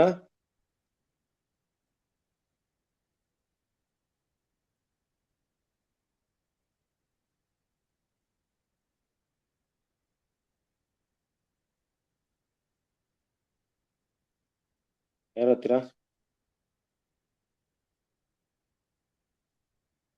ಓದ್ಲಾ ಬ್ರದರ್? ಹಾ, ಓದಿ ಅಮ್ಮ. ಮೇ 6. ನನ್ನ ಮನವೇ, ನಿನ್ನ ವಿಶ್ರಾಂತಿಯೇ ತಿರುಗಿಕೋ, ಕರ್ತನು ನಿನಗೆ ಉಪಕಾರ ಮಾಡಿದ್ದಾನೆ. ಕೀರ್ತನೆಗಳು 116:7.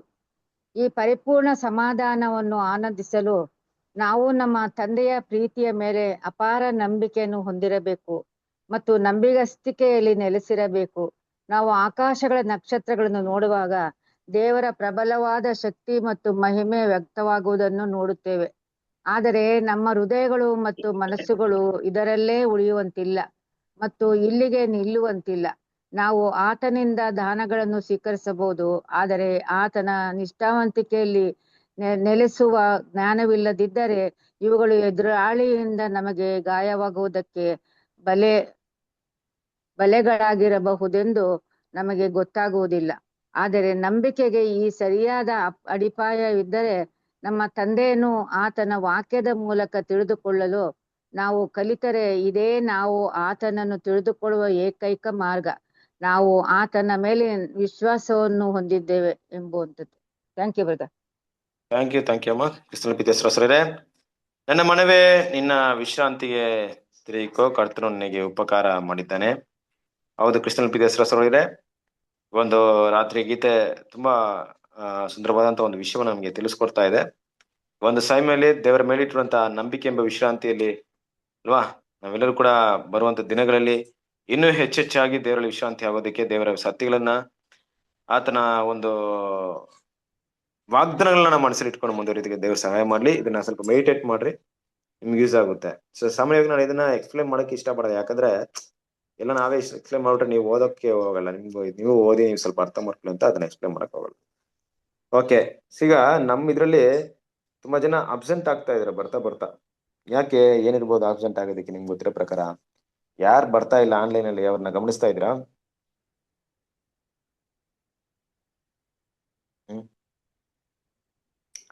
ನೆಕ್ಸ್ಟ್ ಟೈಮ್ ಇಂದ ನಮ್ಮ ಎಲ್ರಿಗೂ ಅಟೆಂಡೆನ್ಸ್ ಹಾಕ್ಬಿಡ್ಬೇಕು, ಎಷ್ಟು ಜನ ಬರ್ತಾ ಇದಾರೆ ಅಂದ್ಬಿಟ್ಟು.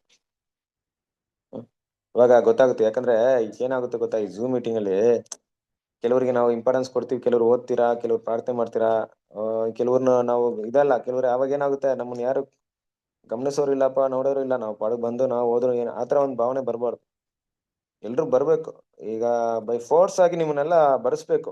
ಯಾಕೆಂದ್ರೆ ಆ ರೀತಿ ಮಾಡೋದು ಉದ್ದೇಶ ಏನಪ್ಪಾ ಅಂದ್ರೆ, ಅಟ್ಲೀಸ್ಟ್ ನೀವು ಆ ರೀತಿ ಬಂದ್ರಾದ್ರು ದೇವ್ರ ವಾಕ್ಯನ ಕೇಳೋದು ನಿಮ್ಗೆ ಅನುಕೂಲವಾಗ್ಲಿ ಅಂತ ಅಷ್ಟೇ. ಕೆಲವರು ಯಾವ್ದೋ ಮನಸ್ಥಿತಿಲಿ ಇರ್ತಾರೆ, ಹೋಗೋದಾ ಬೇಡವಾ ಅಂದ್ಬಿಟ್ಟು.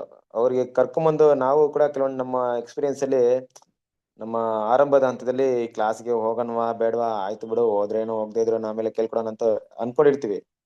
ಆದ್ರೆ ಆ ಸಮಯದಲ್ಲಿ ನಾವು ಹೋದಾಗ ನಮ್ಗೆ ಏನ್ ಅನ್ಸುತ್ತೆ ಗೊತ್ತಾ, ಅಯ್ಯೋ ನಾನು ಇಂಥ ಕ್ಲಾಸ್ನ ಮಿಸ್ ಮಾಡಕ್ಕೆ ಮನಸ್ಸು ಮಾಡಿದ್ನಲ್ಲಪ್ಪ, ಒಳ್ಳೆ ವಿಷಯ ನಾನು ಕಲಿತೆ, ತುಂಬಾ ಪ್ರಯೋಜನವಾಯ್ತು ಅಂದ್ಬಿಟ್ಟು. ಕ್ರಿಸ್ತನ ಪ್ರೀತಿಯ ಸಹೋದರರೇ, ನಾನೇ ಹೇಳ್ತಾ ಇದ್ದೀನಿ ಅಂದ್ರೆ, ನಾನು ಮಾತಾಡೋದ್ರಿಂದ ತುಂಬಾ ನಿಮ್ಗೆ ಒಳ್ಳೆ ಚೆನ್ನಾಗಿ ಮಾತಾಡ್ತೇನೆ, ನಿಮ್ಗೆ ಯೂಸ್ಫುಲ್ ಆಗುತ್ತೆ ಅಂತ ಮಾತಾಡ್ತಾ ಇಲ್ಲ. ದೇವ್ರ ವಾಕ್ಯದಿಂದ ಏನಾದ್ರೂ ಒಂದು ಯೂಸ್ಫುಲ್ ನಮ್ಗೆ ಆಗುತ್ತೆ. ಅದರಿಂದ ಈ ಕೊಡುವಂಥದ್ದು, ಒಂದು ದಿನ ಕೊಡುವಂತ ಸಮಯದಲ್ಲಿ 1 ಗಂಟೆ ಸಮಯನ ಸಹೋದರ ಮಧ್ಯದಲ್ಲಿ, ಐಕ್ಯತೆ ಮಧ್ಯದಲ್ಲಿ ಅವರ ಜೊತೆಗೆ ನಾವು ಕಲಿಯುವಂತ ಅವಕಾಶ ಈ ಝೂಮ್ ಅಲ್ಲಿ ನಮ್ಗೆ ಮಾಡ್ಕೊಟ್ಟಿದೆ. ಅದನ್ನ ಮಿಸ್ ಮಾಡ್ಕೊಳ್ಳೋದು ಬೇಡ ಅಂತ ಅಷ್ಟೇ. ಸಹೋದರಿಗೆಲ್ಲ ಹೇಳ್ರಿ, ತಿಳಿಸ್ರಿ. ನೆಕ್ಸ್ಟ್ ಟೈಮ್ ಇಂದ ಯಾರು ಬರ್ತಾರಂತ ನಾವು ನೋಟ್ ಮಾಡೋಣ. ಬರ್ಲಿ, ಎಲ್ರು ಕೂಡ ಸ್ವಾಗತಿಸಿ, ಅವ್ರಿಗೆಲ್ರಿಗೂ ಇನ್ವೈಟ್ ಮಾಡ್ರಿ. ಯಾರೆಲ್ಲ ಇನ್ನಿದ್ರ ಫೋನ್ ಮಾಡಿ ಎಲ್ರಿಗೂ ಬರಕ್ ಹೇಳ್ರಿ. ನಾವು ಕೂಡ ಫಾಲೋ ಅಪ್ ಮಾಡಿ ನೆಕ್ಸ್ಟ್ ಟೈಮ್ ಏನ್ ಮಾಡೋಣ, ಅಬ್ಸೆಂಟ್ ಆಗದಿರೋ ರೀತಿ ನೋಡ್ಕೊಳ್ಳೋಣ. ಈ ವಿಷಯ ನಾನು ಏನಕ್ಕಪ್ಪ ಇಲ್ಲಿ ಮಾತಾಡ್ತೀನಿ ಅಂದ್ರೆ, ಕೆಲವೊಂದು ಟೈಮಲ್ಲಿ ಕೆಲವು ಸಹೋದರ ಏನ್ ಮಾಡಲ್ಲ, ಮೀಟಿಂಗ್ ಅಟೆಂಡ್ ಮಾಡದೆ ಹಾಗೆ ಎಲ್ಲೂ ಯಾವುದಕ್ಕೂ ಇಲ್ದೆ ಹೋಗಿ ತನ್ನಗಾಗಿ ಏನ್ ಮಾಡ್ತಾರೆ, ಕೊನೆಗೆ ಏನು ಇಲ್ದೆ ಹೋಗ್ಬಿಡ್ತಾರೆ. ಆರಂಭದಲ್ಲೇ ಅವ್ರನ್ನ ನಾವು ನೋಡಿ ಅವ್ರನ್ನ ಕರ್ಕೊಂಡ್ಬಂದು ದೇವ್ರ ವಿಷಯಕ್ಕೆ ಇಂಪಾರ್ಟೆನ್ಸ್ ಕೊಟ್ಬಿಟ್ಟು ಕಳಿಸ್ಬಿಟ್ರೆ ಅವ್ರಿಗೆ ಇದಾಗುತ್ತೆ. ಈ ಸಮಯದಲ್ಲಿ ಅವ್ರು ಬೇರೆ ಒಂದು ಕ್ಲಾಸ್ ಕೇಳ್ತಾ ಇದ್ರ, ನಾನು ಅದಕ್ಕೆ ಅಡ್ಡಿ ಮಾಡಲ್ಲ ಕ್ರಿಸ್ತನ ಪ್ರಿಯಸ್ತ್ರ ಸರೋರೆ. ಇಲ್ಲ ಬ್ರದರ್, ನಾನು ನಿಮ್ಗೆ ಬೇರೆ ಒಂದು ಕ್ಲಾಸ್ ಇದು ನಡೀತಾ ಇತ್ತು, ನಿಮ್ಗಿಂತ ಒಳ್ಳೆ ಕ್ಲಾಸ್ ನಂಗೆ ಯೂಸ್ಫುಲ್ ಆಗಿರೋಂಥ ಟಾಪಿಕ್ ಎಲ್ಲ ಹೋಗ್ತಾ ಇತ್ತು, ನಿಮ್ಗಿಂತ ತುಂಬಾ ಚೆನ್ನಾಗಿ ತೆಗಿಯೋರು ಇದ್ದಾರೆ, ನಾನು ದಯವಿಟ್ಟು ಅಂತ ವಿಷಯಕ್ಕೆ ಅಡ್ಡಿ ಮಾಡೋದೇ ಇಲ್ಲ. ನೀವು ಆತ್ಮಿಕ ವಿಷಯದಲ್ಲಿ ಬೆಳೆಯೋದಷ್ಟೇ ನನ್ನ ಇಷ್ಟ. ನನ್ನ ಪಾಠ ಕೇಳ್ಬೇಕಂದ್ರೆ ನಾನು ಯಾವಾಗ್ಲೂ ಇಷ್ಟಪಡಲ್ಲ. ಆದ್ರೆ ಅಲ್ಲೂ ಇಲ್ದೆ ಇಲ್ಲೂ ಇಲ್ದೆ ಎಲ್ಲೂ ಇಲ್ದೆ ನ್ಯೂಟ್ರಲ್ ಮೈಂಡ್ ಅಲ್ಲಿ ಹೋಗ್ಬಿಡೋದು, ಈ ಸಮಯನ ದೇವ್ರು ಕೊಡದೆ ಹೋಗ್ಬಿಡೋದು, ಮನಸ್ಸಲ್ಲಿ ಏನಾಗುತ್ತೆ, ಬೇರೆ ವಿಷಯಗಳು ಬಂದ್ಬಿಡೋದಕ್ಕೆ ಸಾಧ್ಯತೆ ಇದೆ. ಅದರಿಂದ ಸಹೋದರನ್ನ ಕೇಳ್ರಿ, ಯಾಕೆ ಬರ್ತಾ ಇಲ್ಲ ಆನ್ಲೈನ್ ಅಲ್ಲಿ ಝೂಮ್ ಮೀಟಿಂಗ್ ಯಾಕೆ ಬರ್ತಾ ಇಲ್ಲ ಅಂತ ಎಲ್ರು ನೀವೆಲ್ಲ ವಿಚಾರಿಸ್ರಿ. ನಿಮ್ ಕಡೆ ಬಂದಾಗ ಬಂದ್ರೆ ಬರ್ತಾರೆ, ಬರ್ದೆ ಹೋಗ್ತಾರೆ ಅಂತ ಇರ್ಬೇಡ್ರಿ. ಯಾಕೆ ಬರ್ತಾ ಇಲ್ಲ, ಬನ್ರಿ, ತುಂಬಾ ಯೂಸ್ಫುಲ್ ಆಗಿದೆ ಅಂತ ಕೇಳ್ರಿ. ಬರಕ್ಕಾಗ್ತಾ ಇದ್ರೆ ನ್ಯಾಯವಾದ ಕಾರಣ ಇದ್ರೆ ಬಿಟ್ಬಿಡ್ರಿ, ಪರವಾಗಿಲ್ಲ ಅಂದ್ಬಿಟ್ಟು. ಇಲ್ದಿದ್ರೆ ಅವ್ರನ್ನ ಪ್ರೋತ್ಸಾಹ ಮಾಡ್ರಿ, ಉರಿದುಂಬಿಸಿ ಅವ್ರನ್ನ ಸತ್ಯಕ್ಕೆ ಬರಕ್ಕೆ ಬನ್ರಿ, ಅನುಕೂಲವಾಗುತ್ತೆ, ಒಳ್ಳೆ ವಿಷಯ ಕೇಳ್ಬೋದು ಅಂತ ಇದ್ ಮಾಡ್ರಿ. ಇದು ನನ್ನ ಅನಿಸಿಕೆ. ನೋಡ್ರಿ, ನಿಮ್ಗೆ ಯಾವ್ದು ಸರಿ ಅನ್ಸುತ್ತೋ ಮಾಡ್ರಿ. ಯಾಕಂದ್ರೆ ಕೆಲವೊಂದ್ ಟೈಮಲ್ಲಿ ಬರ್ದೇ ಹೋದಾಗ ನಮ್ಗೆ ಏನಾಗುತ್ತೆ, ಸಹೋದರ ಕಷ್ಟವಾಗುತ್ತೆ. ಯಾಕೆ ಬರ್ತಾ ಇಲ್ಲ, ಏನಾಯ್ತು, ಏನೋ ಗೊತ್ತಾಗಲ್ಲ, ನಮ್ಗೆ ಮಾಹಿತಿ ಗೊತ್ತಾಗಲ್ಲ. ನಿಮ್ಮನ್ನೆಲ್ಲ ನೋಡಿದಾಗ ಓಕೆ ಬಂದಿದ್ದಾರೆ, ಮಾತಾಡಿದ್ದಾರೆ, ವಿಶ್ ಮಾಡಿದ್ದಾರೆ, ಚೆನ್ನಾಗಿದ್ದಾರೆ ಅಂತ ಒಂದು ಸಂತೋಷ ಆಗುತ್ತೆ ಅಷ್ಟೇ, ಏನೇನಿಲ್ಲ ಉದ್ದೇಶ. ಸೊ ದೇವ್ರು ನಿಮ್ಮೆಲ್ಲರನ್ನ ಆಶೀರ್ವದಿಸಲಿ. ಕೊನೆಯದಾಗಿ ನಾವು ಪ್ರಾರ್ಥನೆ ಮಾಡಿ ಕೂಟನ ಅಂತಿಮ ಮಾಡೋಣ. ನಮ್ಮದಿರುವಂತ ರವಿ ಬ್ರದರ್ ಪ್ರಾರ್ಥನೆ ಮಾಡ್ತೀರಾ? ಓಕೆ ಬ್ರದರ್, ಮಾಡ್ತೀನಿ. ಪ್ರಾರ್ಥನೆ ಮಾಡಿಕೊಳ್ಳೋಣ. ನಮ್ಮನ್ನು ಬಹಳವಾಗಿ ಪ್ರೀತಿ ಮಾಡುವ ನಮ್ಮ ಎಲ್ಲರ ಪರಿಶುದ್ಧ ಪರಲೋಕದ ತಂದೆ ಯೆಹೋವನೇ, ನಿಮ್ಮ ಪವಿತ್ರ ಪಾದಗಳಿಗೆ ನಾವು ಕೃತಜ್ಞತೆಗಳನ್ನ, ಸ್ತೋತ್ರವನ್ನು ಸಲ್ಲಿಸುತ್ತೇವೆ. ತಂದೆ ದೇವರೇ, ಅಪ್ಪ, ಈ ಲೋಕದಲ್ಲಿ ನಾವು ಇರುವಾಗಲೂ ಕೂಡ ಈ ನಮಗೋಸ್ಕರ ಈ ಸಂಜೆ ವೇಳೆಯಲ್ಲಿ ಒಳ್ಳೆ ಸಮಯವನ್ನು ಕೊಟ್ಟು ಸಹೋದರ ಮುಖಾಂತರವಾಗಿದ್ದರೆ ಸ್ವಲ್ಪ ನಿಮ್ಮ ಸನ್ನಿಧಾನದಲ್ಲಿ ಕುಳಿತುಕೊಂಡು ನಿಮ್ಮ ವಾಕ್ಯಗಳನ್ನ ಕೇಳಿಸಿಕೊಳ್ಳುವಂತ ನಿಮ್ಮ ಮಹಾಕೃಪೆಯನ್ನ ನಮ್ಮೆಲ್ಲರಿಗೂ ಕೂಡ ಅನುಗ್ರಹಿಸಿದ್ರಿ ದೇವರೇ, ನಿಮಗೆ ಕೃತಜ್ಞತೆ. ತಂದೆ ದೇವರೇ, ನೀವು ಕೊಟ್ಟ ನೀತಿ ವಸ್ತ್ರದಲ್ಲಿ ನಾವು ಈ ಲೋಕದಲ್ಲಿ ಪಾಪಿಗಳಾಗಿ ನಡೆಯದೆ ಅಪ್ಪ, ಆ ವಸ್ತ್ರವನ್ನ ನಾವು ಕೊಳೆ ಮಾಡಿಕೊಂಡಾಗ ದೇವರೇ, ನಿಮ್ಮ ಕೃಪಾಸನದ ಬಳಿಗೆ ಬಂದು ದೇವರೇ ನಾವು ಪ್ರಾರ್ಥಿಸಿ ಮತ್ತ ಆ ವಸ್ತ್ರನ ಶುಭ್ರ ಮಾಡಿಕೊಂಡು ದೇವರೇ, ನಿಮ್ಮ ಒಬ್ಬನೇ ಮಗನಾಗಿರುತ್ತೆ ಯೇಸು ಕ್ರಿಸ್ತನ ಒಂದು ಹೆಜ್ಜೆಜಾಡಿನಲ್ಲಿ ಆತನ ಗುಣ ಸ್ವಭಾವಗಳಲ್ಲಿ, ಆತನ ಎಲ್ಲಾ ಗುಣಗಳಲ್ಲಿ ದೇವರೇ ಈ ಲೋಕದಲ್ಲಿ ನಾವು ಬೆಳೆದು ನಿಮಗೆ ಮೆಚ್ಚುಗೆ ಮಕ್ಕಳಾಗಿ ಜೀವಿಸುವಂತೆ ನಮ್ಮೆಲ್ಲರೂ ಕೂಡ ಸಹಾಯ ಮಾಡ್ರಿ, ಬಲಪಡಿಸಿ ದೇವರೇ. ಅನೇಕ ವಿಷಯಗಳಲ್ಲಿ ನಾವು ಸೋತು ಹೋಗಿದ್ದೇವೆ, ಬಿದ್ದು ಹೋಗಿದ್ದೇವೆ. ಅನೇಕ ಲೋಕದ ವಿಷಯಗಳಲ್ಲಿ ನಾವು ಬಲಹೀನರಾಗಿದ್ದೇವೆ ದೇವರೇ. ಅಪ್ಪ, ನಮ್ಮನ್ನು ಸತ್ಯದ ವಿಷಯದಲ್ಲಿ ಬಲಪಡಿಸ್ರಿ ಅಪ್ಪ. ಇನ್ನು ಹೆಚ್ಚೆಚ್ಚಾದ ಕ್ಲಾಸ್ಗಳಲ್ಲಿ ನಾವೆಲ್ಲರೂ ಕೂಡ ಭಾಗವಹಿಸಿ ಸತ್ಯದಲ್ಲಿ ನಡೆಯುವಂತೆ ನಮ್ಮನ್ನು ಬಲಪಡಿಸಿ, ಸಹೋದರನು ಕೂಡ ವಿಶೇಷವಾಗಿ ಆಶೀರ್ವಾದ ಮಾಡ್ರಿ. ಮುಂದಿನ ದಿನಗಳಲ್ಲಿ ದೇವರೇ, ಇನ್ನು ಹೆಚ್ಚಾದ ಒಂದು ಕ್ಲಾಸ್ಗಳಲ್ಲಿ ಅವರಿಗೆ ನಿಮ್ಮ ಪವಿತ್ರಾತ್ಮನ ಶಕ್ತಿಯನ್ನು ಕೊಟ್ಟು ನಡೆಸ್ರಿ. ಕೇಳುವಂತ ನಮ್ಮನ್ನು ಕೂಡ ದೇವರ ಆಶೀರ್ವಾದ ಮಾಡ್ರಿ ಎಂಬುದನ್ನು ಬೇಡಿಕೊಳ್ಳುತ್ತಾ ಈ ಚಿಕ್ಕ ಪ್ರಾರ್ಥನೆಯನ್ನ ನಿಮ್ಮ ಪ್ರೀತಿಯ ಒಬ್ಬನೇ ಮಗನು, ನಮ್ಮೆಲ್ಲರ ಕರ್ತನು, ಒಡೆಯನು, ರಕ್ಷಕನು, ವಿಮೋಚಕನು ಆಗಿರುವ ಪರಿಶುದ್ಧವಾದ ನಾಮದಲ್ಲಿ ಪ್ರಾರ್ಥಿಸಿ ಬೇಡಿ ಹೊಂದಿಕೊಂಡಿದ್ದೇವೆ ನಮ್ಮ ಪರಲೋಕದ ತಂದೆ. ಆಮೇನ್. Thank you brother. Thank you brother. Thank you brother. Thank you. ಎಲ್ಲರಿಗೂ Thank ನಮಸ್ತೆ you ರೀ. sister. Thank you. ನಮಸ್ತೆ ಆಲ್ ಬ್ರದರ್ಸ್ ಅಂಡ್ ಸಿಸ್ಟರ್ಸ್. ಎಲ್ಲರಿಗೂ ನಮಸ್ತೆ. Thank you. God bless you. ನಮಸ್ತೆ ರೀ. ನಮಸ್ತೆ ನಮಸ್ತೆ ನಮಸ್ತೆ. Good night all brothers and sisters. Thank you. Thank you. ನಮಸ್ತೆ. ಮೋಹನ್ ರಾಜ್ ಬ್ರದರ್, ನಮಸ್ತೆ ಸಿಸ್ಟರ್. ರವಿ ಬ್ರದರ್, ನಮಸ್ತೆ ಬ್ರದರ್. ಬಾಯ್ ನಮಸ್ತೆ. ಬ್ರದರ್. Good night. ನಮಸ್ತೆ ಎಲ್ಲ ಬ್ರದರ್ಸ್. ನಮಸ್ತೆ ಬ್ರದರ್. ಬ್ರದರ್, ಎಲ್ಲರಿಗೂ ನಮಸ್ತೆ.